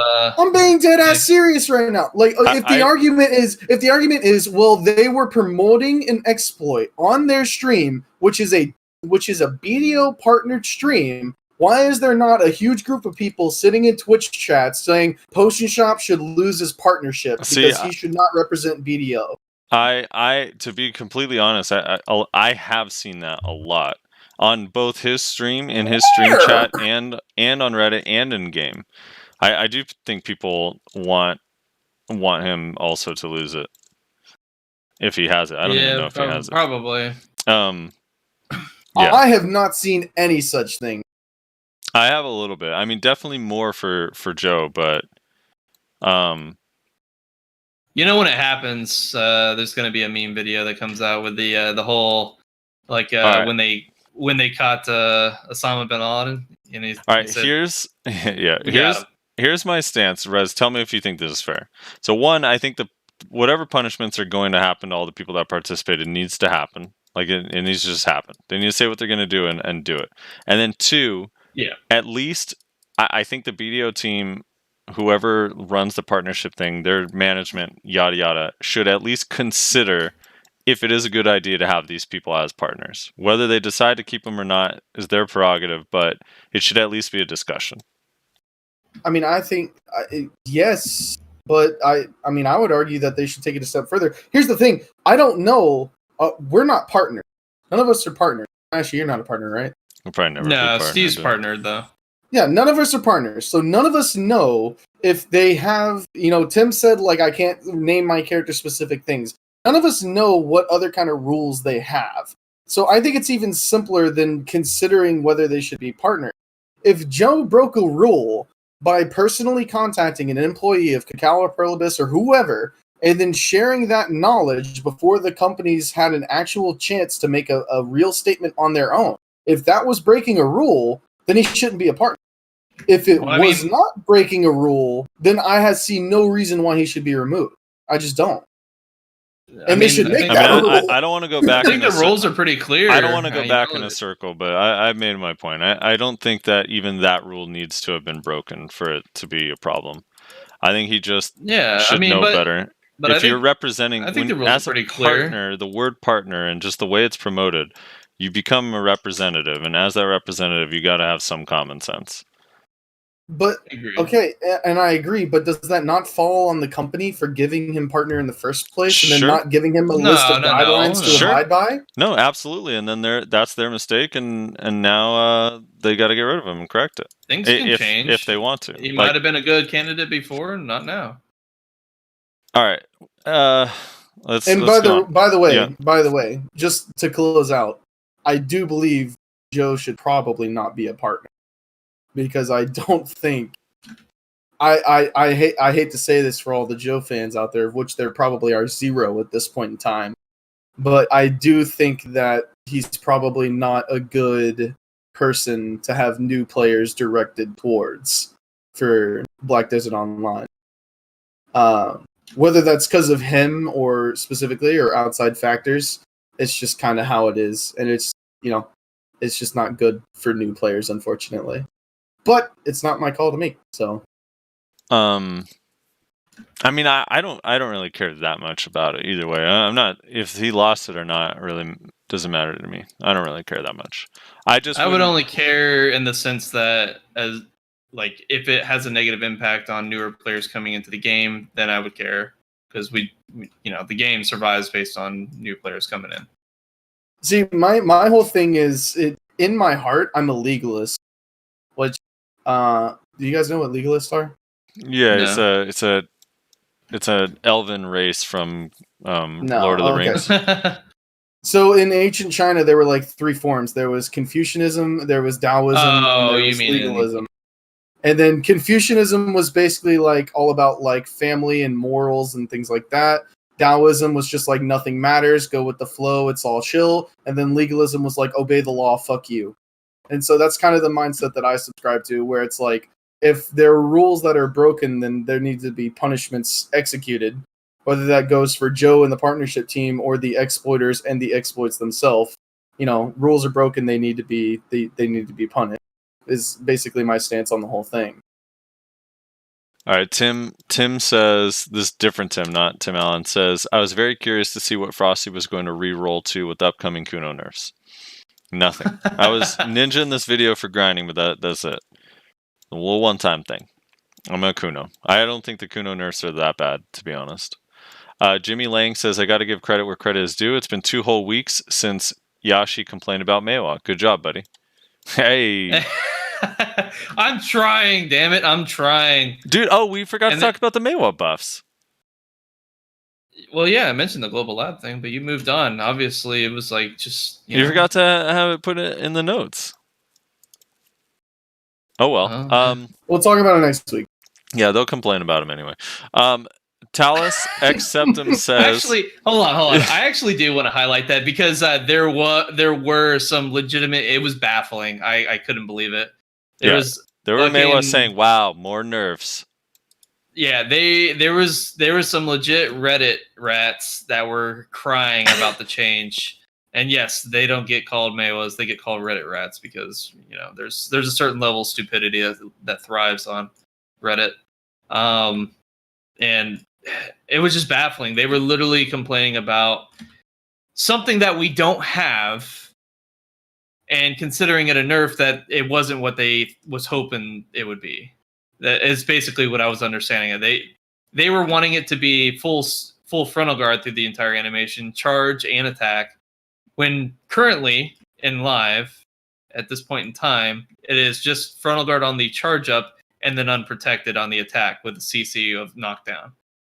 But instead, what they did is they did what was asked. I asked for this specifically, as well as the community as a whole over in Korea as well. It's changed Petal Bloom from the frontal guard on charge up to a full super armor through the entire thing and remove the knockdown effect. That would be fair. It's a very balanced approach to it. And they did that. And there was people saying, oh, this is bullshit, another nerf, blah, blah, blah. It's like, are you guys fucking for real right now? This is why Frosty thinks we always complain. Yeah. And reconnect. Okay, so Talus X Septum says, say what you want about Tim, but he's so well spoken with phrases and idioms and things of the sort. He's also hella funny. As for the exploit, I know it's a topic that's been overdone at this point, but I want to give my opinion really quickly. For anyone who wants to hear me out, people that are using this exploit, most notably in bigger guilds, cannot seriously be in denial about if this is okay or not. Are you a new player? Are you a returning player? No and no. Does making a new account mean that you are a new player? On paper and in the laws of being an idiot, sure. In my opinion, it doesn't. It's an account you'll never play again, so what's the point? Sorry, TLDR. I hate people. TLDR. Yeah, I mean, but that's the easiest way to explain it, right? It's are you a new player? No. Are you a returning player? No. then what the fuck are you doing? Done. Yeah, done. That's it. Done. It's over. IO says, can you talk about how Siege and Node Wars works for beginners or people who are looking to start a shot call? What is the objective? I need some help with this, please. That's a very in-depth conversation. Yeah, I'm gonna give the basics real quick. Because I think people don't realize there's actually a lot of people that don't. It took me a long time to even start node warring. Like, the idea of it is like, dude, that sounds really hard. I don't know what it entails, but basically guilds drop in an area, which is the node that you're fighting for, and you put a fort. You build up around the fort, flame towers and huacha and stuff like that to protect the fort. You bring your guild, you want to attack the other fort and remove all the forts from the node in a 2-hour time, and last man standing wins the node and gets the reward. That's node war. Yeah, and as far as shot calling goes, if you're looking to start shot calling, there really is no like easing into it. You just gotta start node warring and start ordering people around. I mean, that's all shot calling is. It's telling people what to do, and making sure that you're using your people that you have as effectively as you possibly can. And that's all it is, really.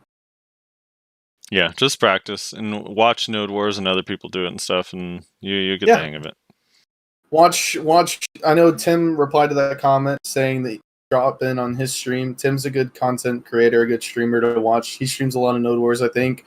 Sasha, I think it's twitch.tv/Big Sasha, I think is his Twitch. He's a good streamer to watch. He occasionally streams node wars. Right. It's probably right.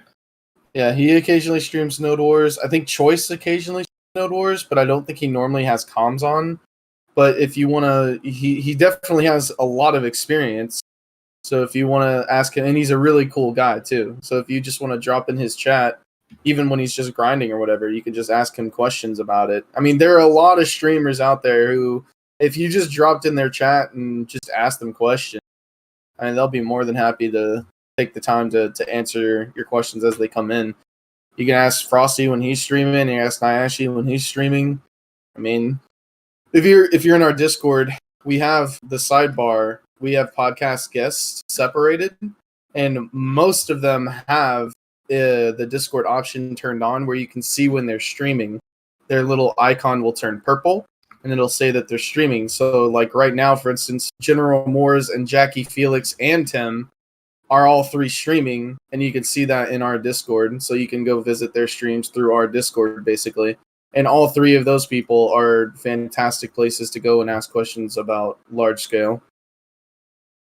Hadouken OCX says, I think Black Desert Online is bullshitting us because Kuno got nerfed after the nerf. I think he means nerf. They put faster than Lightspeed, a new only Kuno outfit, and make her on the front page of the Black Desert Online launcher, and she's in the patch notes, the front face. I seriously think I want to say is, oh hey, your class is nerfed and she is bad now. Yeah, but here's a new outfit.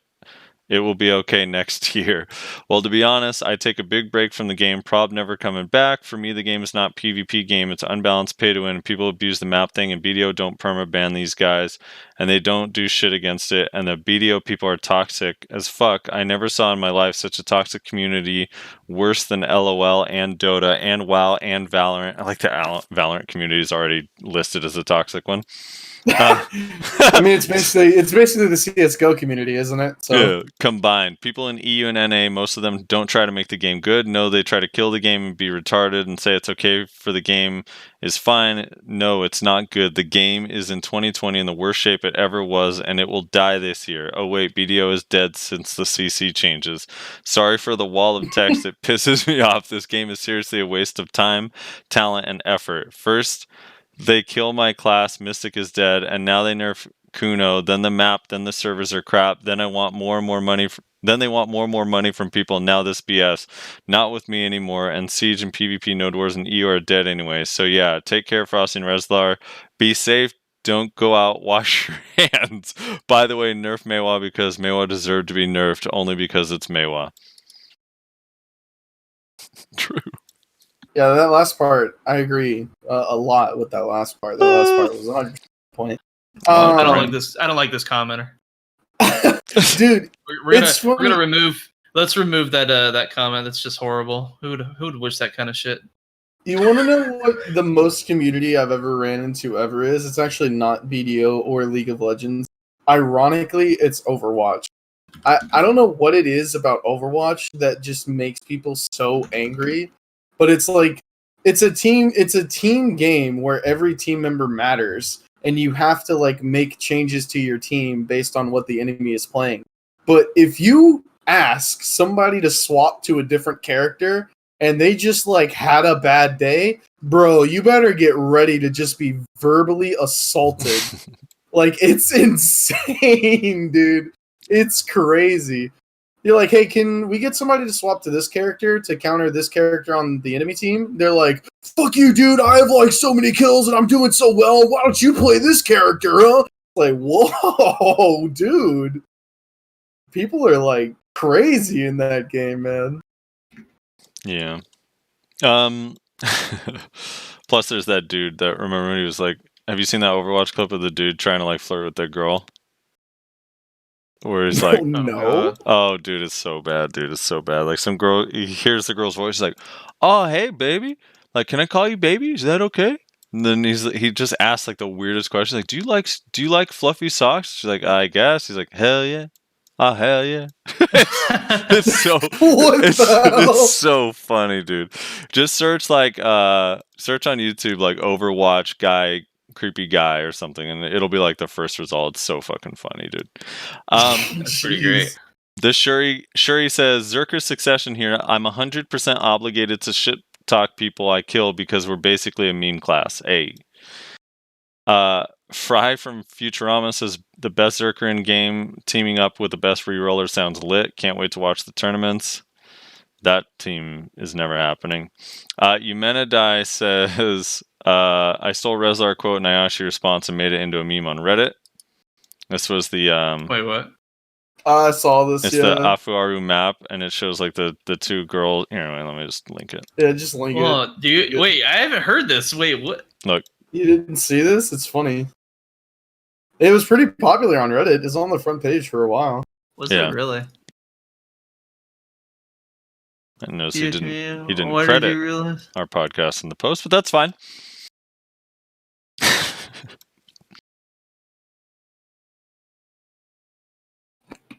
Yeah. It's fucking true. Did you not learn anything from Shadow Arena? Yeah. But the meme was basically, when did you release an event that could be exploited? Didn't you learn anything from Shadow Arena? And then PA's response is Afuaru's Map Battle Royale. He should have just done Afuaru Map standalone. He just opened chests all day. DJack71 says, I have no idea what any of this is about, but the talking is really relaxing to grind to. I don't know why that's funny. The one that posted it on Reddit is in chat right now. That's pretty good, Yumi. It's pretty fucking funny. How do you not know what's being talked about, bro? You live under a BDO rock or something? I don't know. I don't mean to be rude or anything, but seriously, how do you not know about this? Nova says, I'm sorry, but I can't take what Tim Allen said serious at all, since he obviously has a bias and won't rat out his friends, of course. But there are multiple clips of Joe defending this exploit, even saying in those clips that when he heard it, and I quote, I asked them when and where we're running these scrolls, and I said, I'll be there. I will get a free 5 to 10 bill. But of course, now suddenly this stuff was in transit, and all he did was do crate turn-ins. I don't know why that sounds funny. It's like all he did is crate turn-ins. The day after the GMs made a comment on the maps, he backpedaled so hard and acted like he didn't know a thing about the maps, yet days before he was bragging about how it wasn't an exploit. In all, to me, my fucking cat keeps I think Joe is working on his skills on being a political figure. In all, to me, I said they get some serious punishment. By the way, love the podcast. Keep it up. Dude, my cat keeps trying to jump on my computer, and when he does on the tower, he turns it off. He did it to me yesterday. Now he's like trying to sneak. I see him like slowly creeping up there like, motherfucker, I see you. it's like 1 foot in front of my face. It's like, dude, I can see you. It's like behind my monitor. There's like a whatever, like a shelf that's holding the actual desktop up, and he jumps on the shelf and then tries to go on top of the tower. Asshole. Carrion Justicar says, just want to be, or just want to. You don't want to talk about all those replies, dude, to that comment? Oh, were there a bunch? Let's see. There's 4 replies. Oh, no. That's their comment. That's between them two. I'm not going to read all that. Yeah. Joe's just defending his friendship, saying, I mean, you can just imagine what he's saying. It's fine. Get him, Tim. Fuck, I keep clicking on people's names and it's pulling me out of the comment section. Justicar says, just want to send my best wishes to Tim. Sounds rough. Hope things get better for you, man. He says, thanks, mate. Every day is getting better. Nunny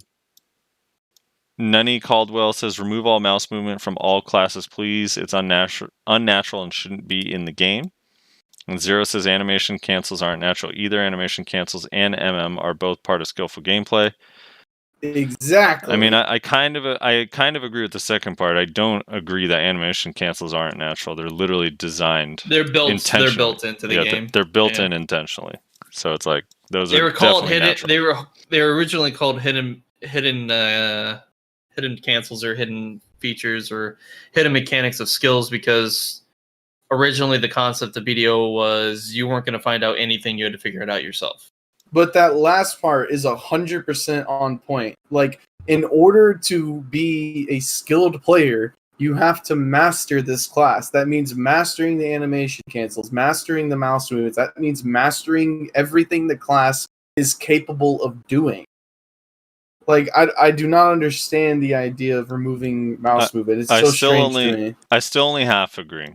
Like, I agree there is some mouse movement that is skillful, but most of it is not. Like, as an example, if I use gore roll and then I mouse click, which is a very, very easy thing to do. If you tell me mouse clicking gore roll is hard, I can't. It's the easiest thing on earth. You literally press control and click wherever you want to go. It just instant goes there. Very easy, no skill required, and it takes the skill away from having to make a tough decision of, do I want to commit to this here or not?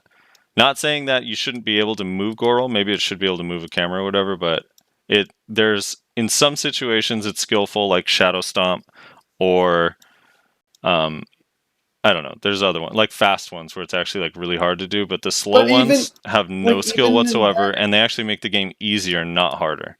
But even in that example, to me, like, specifically, the reason I'm going to push back against this is because essentially Zerkers do the same thing with Ire of the Beast.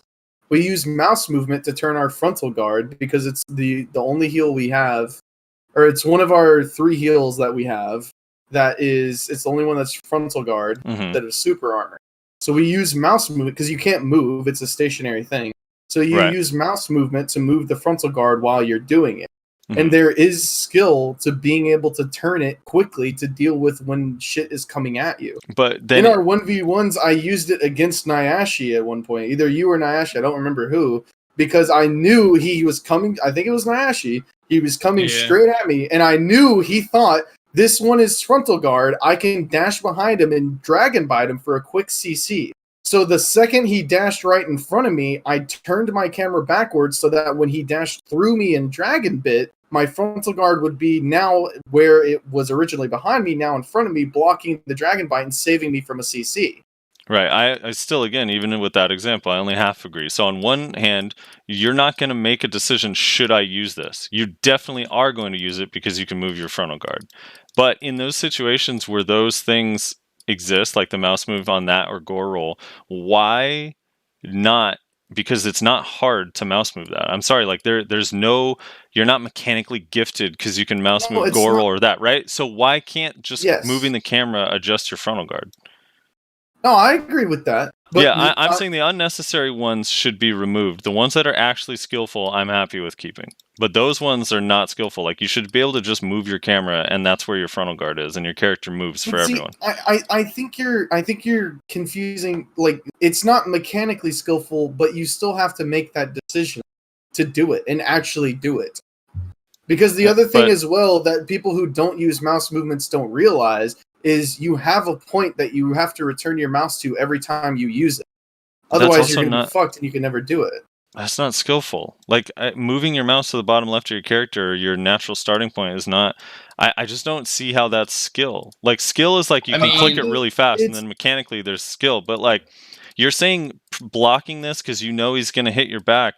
That's no different if the camera just moved it. There's literally no different. No, it's no different. But what I'm saying is that in me having that knowledge that I can do that, that is more skilled than somebody who doesn't have that knowledge. That's my. It's not.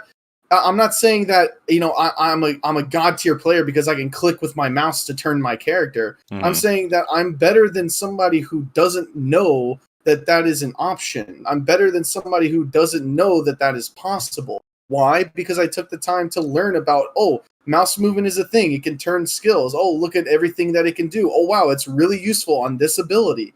Like, I took the time to learn what it affects, what it doesn't affect. I know how it affects different skills. I know how it affects Predatory Hunt. I know how it affects Ire of the Beast. I know how it affects Rocket Jump. I know how it affects Mobility Shot. Like, it's about taking the time to learn about it. And it's not mechanically difficult most of the time. Like, most of the time, it's really easy, especially once you just repeat it over and over and over again. But again, it's about learning the limits of your class and everything that it can do. And that includes skill animation cancels and mouse movement. That's what I'm saying. Yeah, I still think there's just better ways to do it than mouse clicking to make skillful gameplay. And I wish they would go that route instead, personally. But I'm not an advocate of like remove mouse movement. I don't care really either way. I find it laughable that people think clicking their mouse on the ground is difficult. Like I was like, okay, all right, let's learn how to do this. Oh, it takes all of 1 second. There's like one. I mean, if you ever try to do a Shadow Stomp or Murder Intent, like those are fucking insanely difficult because the timing is nuts. But outside of that, like I don't know, man, just turning your camera.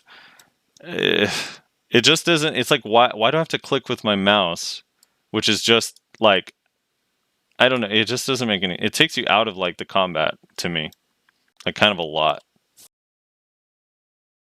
All I gotta say is I want my teleport grappler back. Fuck.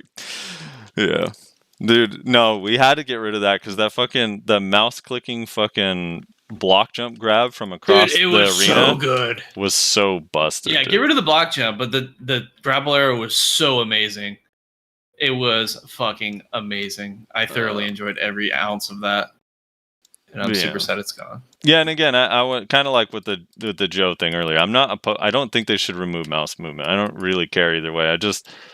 Some people are like, "Oh, I'm so god tier because I mouse click and you don't," or whatever, and it's like, no, you're not, dude. You're clicking on the ground. It was actually really difficult to do the sub arrow one, but I got it down to a science so I could actually use it in live combat.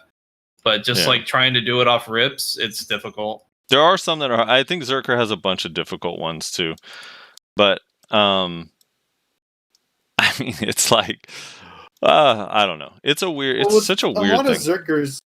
With a lot of Zerkers as well, the other thing is like control, especially when it comes to like rocket leap or giant leap, rocket jump, whatever you want to call it. Right. Because like you see it in like some PvP montages that Zerkers will do. They'll do the backwards giant leap and then they'll land right in front of their opponent and then grapple them. And people say, well, that's buggy and that's not intended and that shouldn't happen. But it's like, dude, that's not easy to pull off. Like, unless you just happen to get lucky, which does happen, admittedly. But, like, there are a lot of Zerkers, myself included, that have actually gotten pretty good at saying, like, oh, this is around the exact distance that I need to do this at to land, like, pretty perfectly.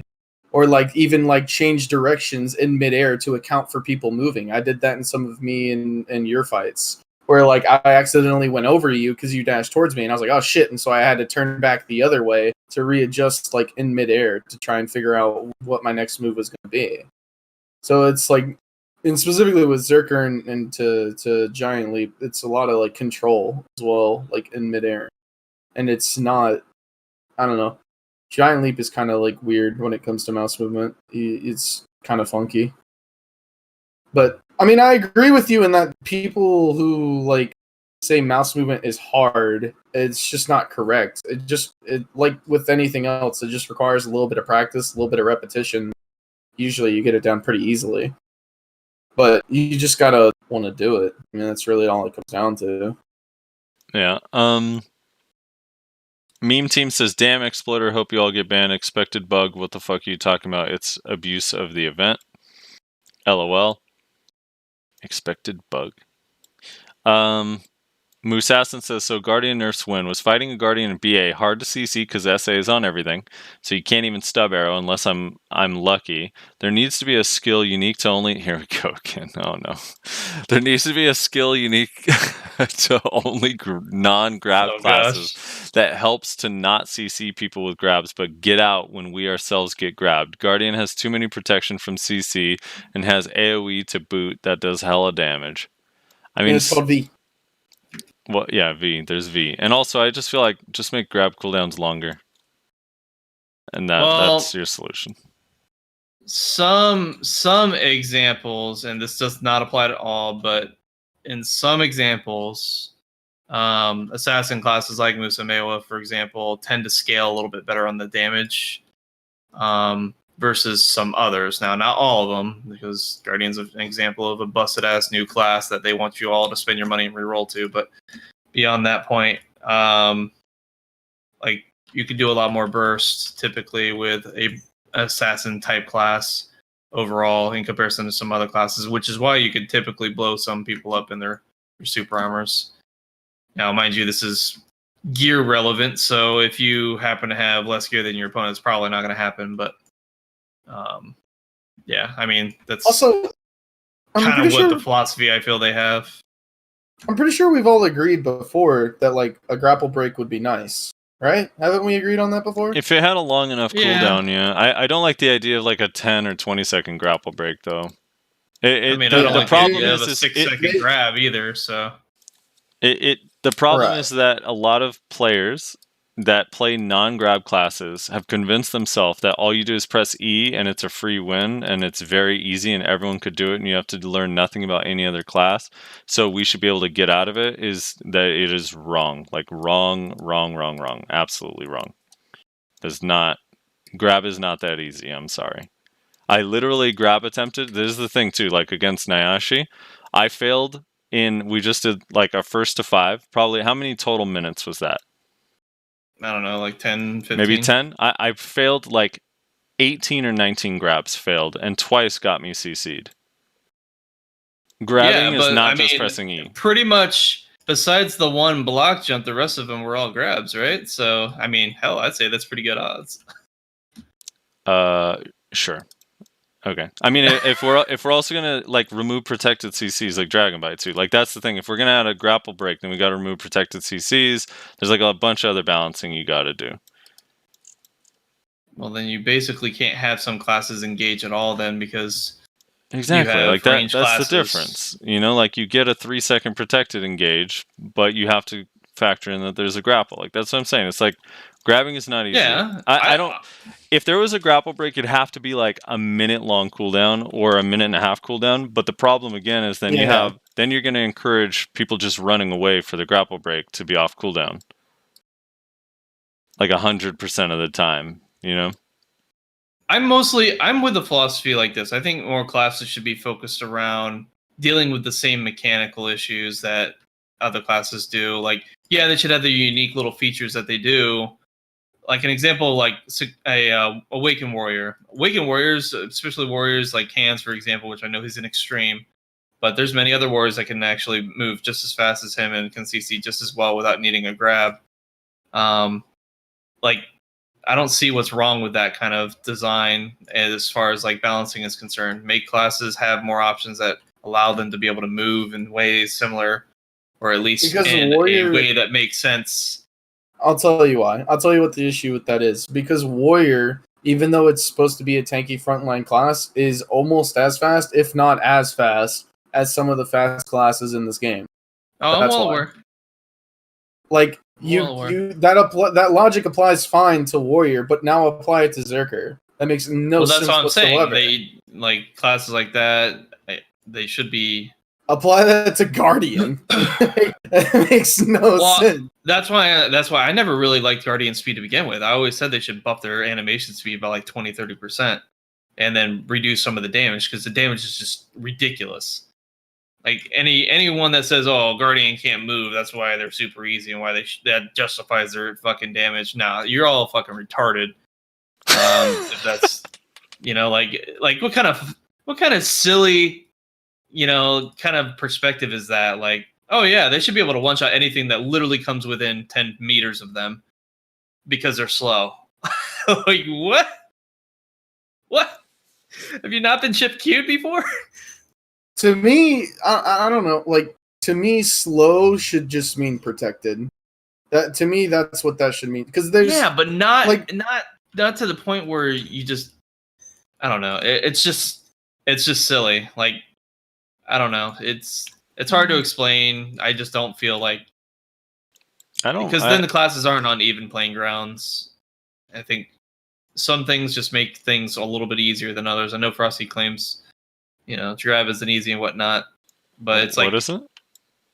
I know you claim grab isn't easy and whatnot, but it's like you would also claim that chase is OP and whatnot. No, I don't. I say that as a meme. It's just all right. Well, other people do. I'm saying, like, I like that every class has these differences that make them like unique in their way, and like, yeah, I do like that. I just don't like that they have features that literally ignore any sort of defensive mechanic. I know, but then like the thing is too is like if you let's just say for example you remove grab, or you remove a grapple. Or you add a grapple res, then you actually do have to look at like, well, maybe chase shouldn't have any protection because they can't be grabbed. It changes the balance in such a huge way that like now these things that are fun on classes have to be changed because now they're too overpowered. Whereas like chase or the iframe on Sork makes sense because other classes have grabs. Whereas like if they don't have grabs, they don't really make sense. I don't know. That's why I think it's actually like a decent balance. Like, yeah, Guardian needs to be rebalanced a little bit, but like, I don't know, man. Like, good mooses and Maehwas. What other classes would you say are in a state of where they're OP overtuned right now? Yes. Guardian's a weird one for me because I don't know how you balance it differently. Like, obviously, the grab cooldown is way too short. In my opinion, like 6 seconds is crazy, especially when their grab animation is like 3 seconds long. Like by the end of it, their grab is almost off cooldown. I don't know, like classes that are overtuned. I really feel like someone commented that the counter to super armored dashes, for example, is just damage, straight up. So you want to buff everyone's damage? No, people do a lot of damage nowadays. I mean, I did no damage to you in any of our fights. You didn't really hit me in any of the real chases. The only time you hit me was when I engaged. That's the challenge. There's no way to hit you. Yeah, that's what I'm saying. That's what I was going to say. But I had to CC you just like you CC me, and then you're backing up just like I am, but you're using S-Block versus I'm just backing up with chase, and then you're using an This active is block. what I was going to literally the same. Literally the same concept. The only difference is a grab can actually ignore my protection. Which is why you did 18 grab attempts, you said, in the course of all those fights. And you actually landed probably, what was it? At least 3 of the kills were from grabs. How many Dragon Bites did you use? I mean, that's the thing. It's like trying to count how many chases I used. But Ghost Step has a cooldown, and then Dance Macabre has a cooldown. None of the other movements protected. Nothing else. That's it. So yeah, no, but you're utilizing your cooldowns for your knees just like I do. Right, but that's yeah. So it's fine. Like that's why I'm saying like that. To me, that is like balanced. Like that is balanced. Like I think that like that situation that we were in today was like I felt like whoever made the fewest mistakes is going to win, not counting in decing. Like I don't know. And there are some that are overtuned. Like I think Sork movement is a little bit overtuned for sure. Yeah, not the movement, but the fact that they both don't take damage, movement. Can't be grabbed, can't be slowed, can't be debuffed during the movement. That class would have such a big fucking awakening if they had similar movement to some of the other classes. I don't know, like, as far as, like, that question, it's actually really hard. I think Guardian, but I don't really know what to do with it personally, because... I mean, I already stated what to do with it. What? Beef up the animation speeds a little bit, just to And make them lower a the little bit damage? faster, more relevant, and lower the damage. It doesn't need to be as strong as it is. It has relevant skills built into the kit. It just has slow animation speeds. I mean, And but I get here's that they're the trying thing, to is make like... it like this clunky juggernaut, but it's like juggernauts are tanky. They're not tanks with fucking bazookas on the fucking sides. Like, it's just the hell. I mean, maybe the damage is a little overtuned, but the thing is, too, is if you think about, like, Guardian Succession, like, none of them play it because it's exactly what you just described. It's faster, but does less damage. So it's like, Yeah, people don't... It's because just not they that have good. an option. That's what I'm saying. You tone down Awakening, and there you go. Now they're forced to play one or the other. And also, Awakening's PvE grind is so vastly superior to Succession. That's another reason why they play Awakening too. Yeah. And for the grab animation Nayashe. speeds, they just don't use it. They just don't use the Awakening one. They use the pre-Awakened one because it's faster. Nayashe, I have a question. Yes. Why, when Mooses and Maehwas talk about defense, they never account for the fact that they're basically Sonic? Because we're Sonic for all about 10 seconds, and then we're asthmatic fucking Oh my god. fat asses that we can't move from our chair. Dude. I just don't believe you. I mean, Yeah. that's not what I mean- fought. That's not what I fought earlier today. Right, you literally nonstop moved, and then all those times I'm S-blocking, it's because all my movement's on cooldown. That's all I can do. Same. I'm same. literally forced to S-block. Every time I was just S-blocking, or every time I was just rotating super armors to try and get you away from me, I'm just waiting on Lava Piercer or Rocket Jump or Mobility Shot. Like, I'm just waiting on cooldowns. Like, it's so strange to me. I'm so lost. I just can't. I guess I just have to play the class to understand the mindset. It's so weird to me. I mean, like what's saying, it's not as evident in 1v1s, but in large scale, you can see that shit for real. But, and also to comment, like, all right, to be fair, Okay. I've fought some Zerkers that have fucking mobility that is just outright disgusting, and it's a fucking challenge to CC them. Not to say that it was easy to CC you, Reslar. It's just saying, like, I've had Zerkers up my ass. No, I know you fought Steve. I know. Well, it's not even just Steve. It's like Hyperion, Steve. You have fucking Couple Noodles. There's quite a few fucking Zerkers. Now out there you're just that saying are- household appliances and objects.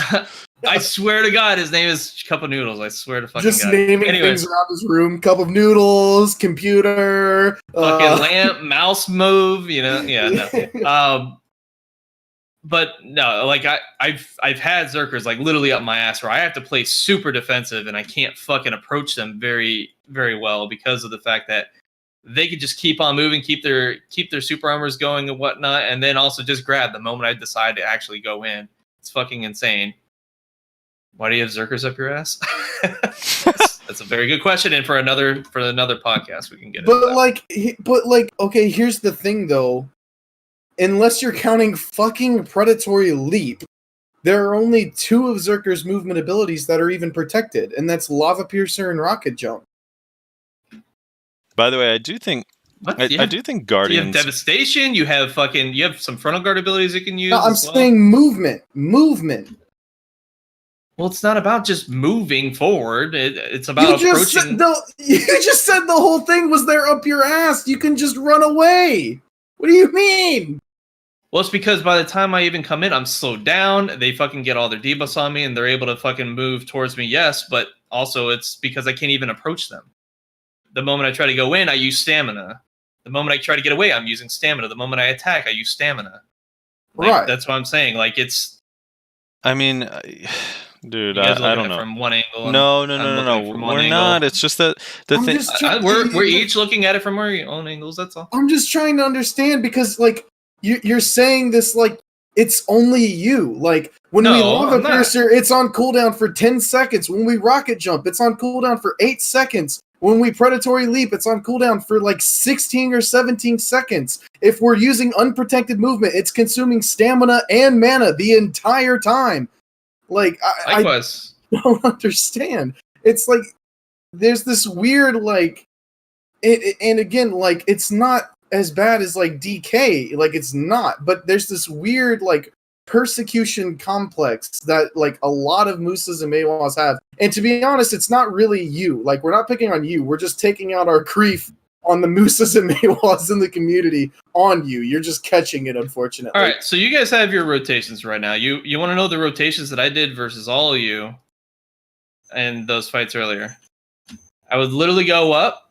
I would do a D-body if I could, a 4-blind thrust if I could, a red moon, and then I'd back off. Because that's all I could do. Do you want to hear mine?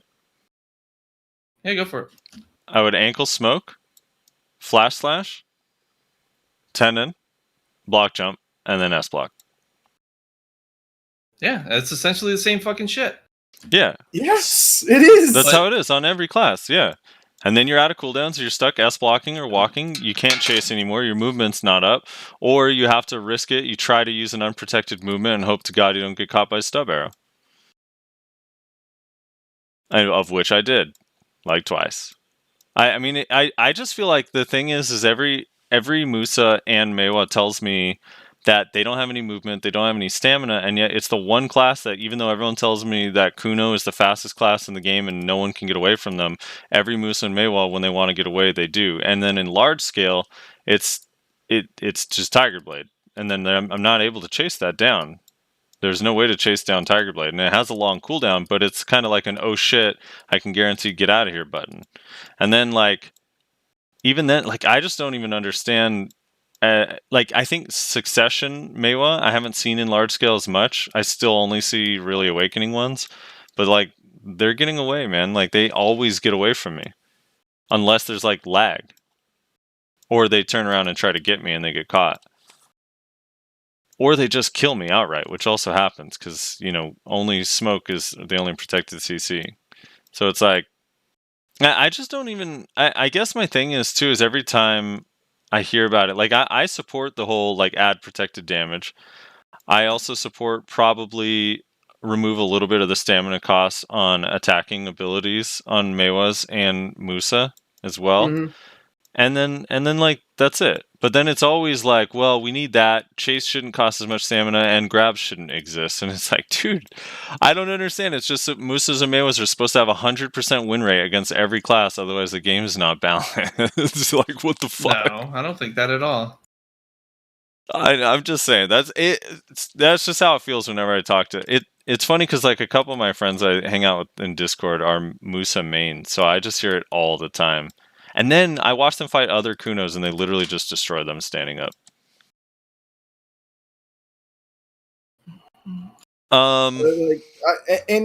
Again, I do think, like Nayashe, you said you think Maehwa has a slight advantage in our matchup. I actually disagree. I think Zerker has quite a large advantage in our matchup because of Devastation specifically. Because if you use BSR Devastation, it buys you so much time to allow your grab to come off cooldown, unless the Maehwa or Musa just has so much gear they can blow you up in it despite the super armor. There's really it's mostly dependent on skill level, because if you take equivalent skill between the two classes, typically a Zerker is a lot slower on moving their frontal guards. That's true. Yeah. But like, I don't know. Zerker tends to have more openings that are easily exposed in comparison to, say, Maehwa in terms of a lower tier skill level. Yeah, that's the only reason why I consider it as in that way like a 60-40 matchup, and I think most would probably agree with that. Yeah. But like, when you start scaling it up, that's when it starts getting closer to like what could it potentially be. Because there's some Zerkers out there that I absolutely struggle versus, just because they know how to like, I don't know what the little shoulder shrug movement forward is, the super armor one or whatever, and then they grab immediately. If they can use that pretty not super armor, but or okay. whatever it is. Well, I try to CC it all the time; it never fucking happens. But yeah, there's some that know how to use that in a very, very quick way. It's fast. It's kind of like my Stigma in a way, how fast it is. And then immediately into a grab. So yeah, they use it in a tricky way. So that's. Are you talking about the hop? Or are you talking about the I think charge it's a up hop. thing? No, the hop. The hop, yeah. So the hop is supposedly super armor off cooldown. It's got a 5-second cooldown, but no Zerker believes that thing has super armor. It just doesn't fucking work. You get CC every out time of it I all try the to time. CC it. Every time I try to CC it, I just get grabbed because that's what immediately falls, and my CC hit the super armor part. Right. Yeah. Well, honestly, what might be happening is that they're starting the grab animation as your attack hits, and the grab is protected unless they're doing the awakened one, which almost nobody does the awakened one. So I suppose that's possible too. It's hard to tell because of the timing with the servers, you know. Right. But man, like, I do think Tamer can't chase anyone. I do think Poor Mooses Tamers. and Maehwas need some love, man. But holy fuck, like they've been given the classes. Oh my god, I got another disconnect.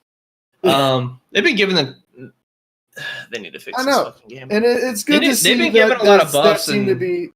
It's good to see that they're apparently making some positive changes, but like fuck, man, it does just get a little much. The whole thing that sparked this whole thing was just the comment I had about how grabs just ignore outright any sort of protections. That's all what sparked from this.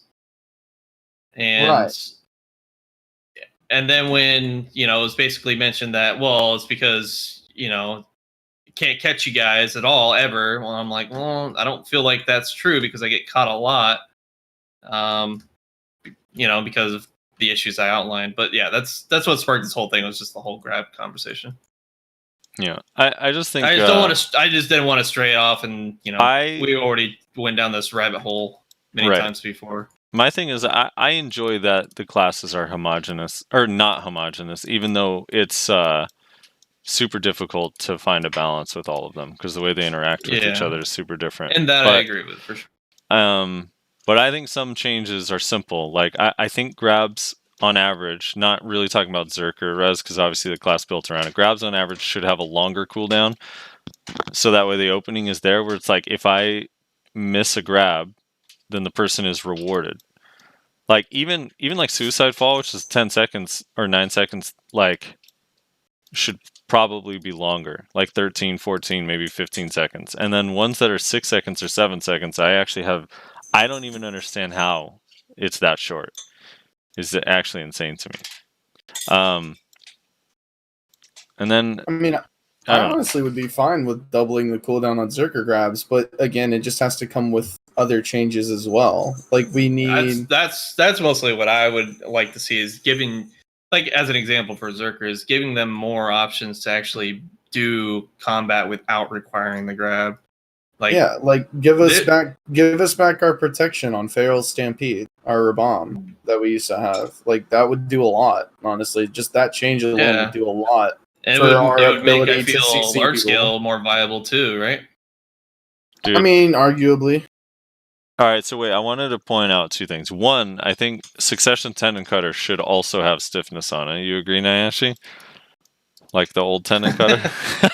No, I think I will admit that Tendon Cutter was pretty cancerous. I will not lie, but I'm willing to deal with that. No, I'm just kidding. It does not need that. I think that version of Tendon Cutter was way more busted than this Tendon Cutter is right now. Well, the current way this Tendon Cutter is, this is a far cry from that other one. But I do think Guardian's block gauge is kind of insane right now. Like if you compare it, because like Valk and Warrior have a better block than most other classes, but it's not even close to what Guardian is. Guardian's is crazy. Like insanely crazy, and to me it doesn't make that much sense. I more wouldn't mind if, again, like I don't even think it's that hard to implement, but make Guardian like feel a little bit more tanky if it's an SA, and then reduce the block, and then if they get CC'd or caught, then that little bit more tankiness goes away, and they feel like normal Guardian, like more so than this completely impenetrable block no matter what your gear is. Yeah, I think the block is. A little I mean, they don't overpowered. even. Honestly, because if you look at the way they can rotate their skills with their different movement, they fully recover their block or nearly fully recover it after each one of their protected movements. That's like, it just makes the block just infinite because there's no pressure on it whatsoever unless there's multiple people attacking them. It's kind of crazy. All right, we should move on. Someone anonymous. West J Finn. I don't want to get back into this. So we all know our opinions on the Joe and Tim thing. So I'm just gonna read his comment and then you just say if you agree or disagree. West J Finn says Tim is way too close to the situation to give weight to his opinion on Joe. Not that his opinion doesn't matter in general, just specifically when it regards his close friend and the effect he had on a greater amount of people. In my opinion, Joe should at the very least lose his partnership because he encouraged people to exploit. Kind of like he may not have shot the guy, but he told thousands of people that shooting the guy wasn't going to get you in any trouble. Before someone tries to dismiss that, in the video on one, he said, yeah, I'm going to be there and get a few free billions or whatever. The whole thing is clips of him saying it's okay to hundreds of people multiple times, saying he talked to an employee it was okay. That alone is well beyond anything someone who represents the game should ever have been saying or doing. And then him and Tim Allen have kind of a back and forth. You guys want to say anything or kind of move on? Yeah, we've already kind of gone over that extensively at this point, I think. Yeah. This is one of the things, this next comment, I've been showing people that I think is actually hits the nail on the head for me. So this guy, someone anonymous, says, I think one thing that's been a bit overlooked on the whole map drama is how it's affecting newer players directly. I have 2 of those maps sitting in my challenge tab, and I can't use them for an indeterminate amount of time, possibly ever. Also, I think there's actually a pretty fair way to separate exploiters, abusers from the legitimate guilds and players. Rather than just looking at the numbers of chests run, look at the number of chests run where the person who gave the map wasn't even in the guild to run it. In my opinion, any guild who took maps from new players, legit new players or dummy accounts, but then just kicked them out without letting them run the chest is abusing the system regardless of how many times they did it. TLDR, look how many times the guilds ran the map without the original owner of the map in the guild. So that's another thing too that I think is interesting because there were guilds, Siege and otherwise, that were taking in actual new players, not just like, oh, they went and made a new account. They were taking in actual new players, getting the map from them, and then kicking them from the guild. Like, those people also are pieces of shit. Yeah. I mean, it's actually so fucked when you think about it. Like, I don't know. It's, poor new players, dude. Poor actual new players. That's like some guilds like, yeah, you could come in, and they're like, oh, put the map in the storage, we're gonna go run this, put it in, boom, you're gone. Cool, man, thanks. Does that actually really happen though? That did happen. That definitely 100%. I can say it definitely happened. There are guilds that did that. I'm not saying it happened in a mass amount like the mapper like thing, but that definitely happened. There are guilds that took in new players and kicked them. Also, Rez, these 2 comments from Tom need to be deleted. They're both just spam. They're on like every YouTube video on anything BDO related. Oh, really? Yeah. Stub says, Zerker meet iframe spammer and spot. I'm out. Basically. Glyph WR says, I'm not jealous. Steven Sosabi says, no bans have a payback of 500% plus 1 month perma red plus 45% market tax with pack. They are the richest player. They need to be hit where it hurts. First choice agrees, says tax them unless you're banning everyone for everything. Obviously not going to happen. So yeah, take the silver plus some. Kanichi Sai says, oh, I haven't thought of them being perma red. That would be great. One more thing, dude, if they were permanent red would be so fucked. They would just be dying in towns. One more thing I want to add, make it so they can't extract their expensive crystals, and make it so that for every death to a player that their gear get downgraded 95% instead of the usual percentage. And I don't know, make it that they also die to mobs their gear downgrades as well. Christina, I think the warehouse thing would be so impactful. Think about it. You can't fucking buy elixirs or anything.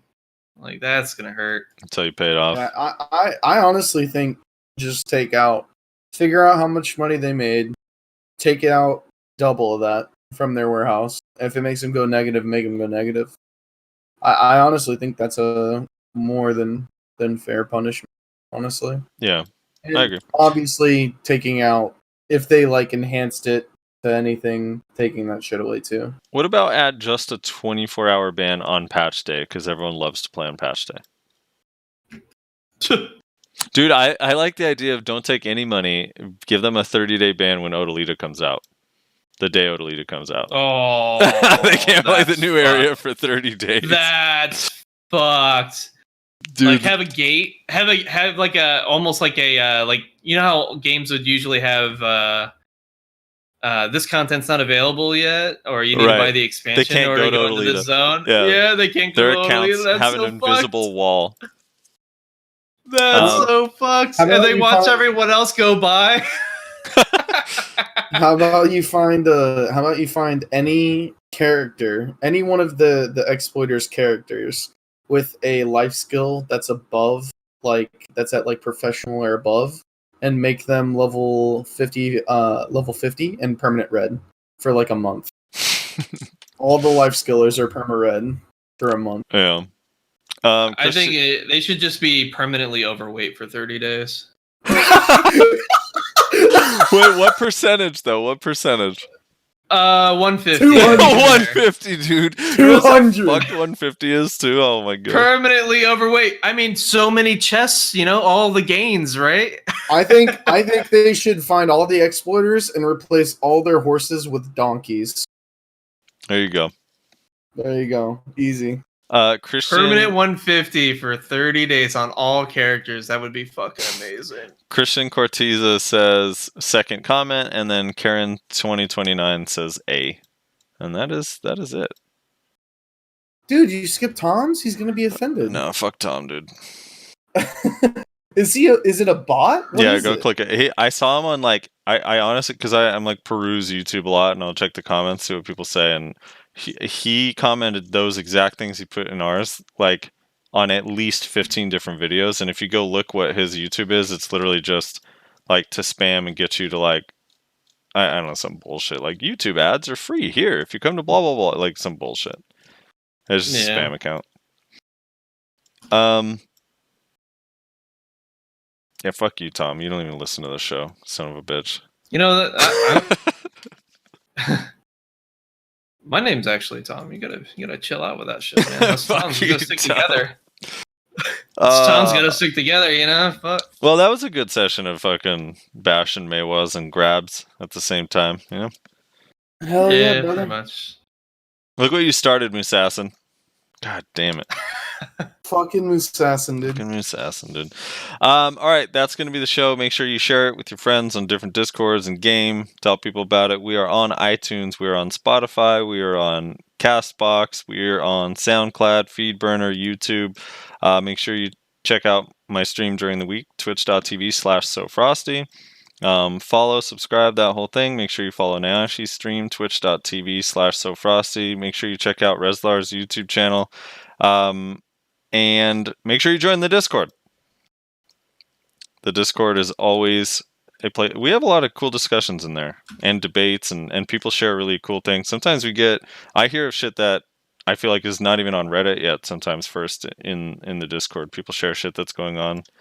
A lot of knowledgeable people that can help you with questions too, that completely separate from Resdar and myself. Actually, a bunch of the people in there are super helpful, way more helpful than us, actually. So yeah, the discussion and general chats in there always have a lot of cool stuff going on. So join that, and then I think that's it. Hey man, I'm all about that kind of approach. I've always been the type of person like, you don't have to be the smartest person in the room. You just got to know the smartest people in the room. Exactly. That's how you're resourceful. Fucking hell. And then I think what Reslar says down there in Texas: save a tree, eat a beaver. Texas, Alabama, same thing. All right, that's it. You guys have anything to add before we go? Nope, I think Nope. that's everything. Nope. Oh, check Keep out. an eye out for the tournaments as well. Yellow's tournament. Make sure you join the BDO NA Duelist Discord. I believe all the tourney info is in there. And then we'll share links and stuff to it as time goes on. It's April 25th is when the tournament's actually going to be streamed and stuff, and then the next one we'll let you know after that. All right, we'll see you guys next time.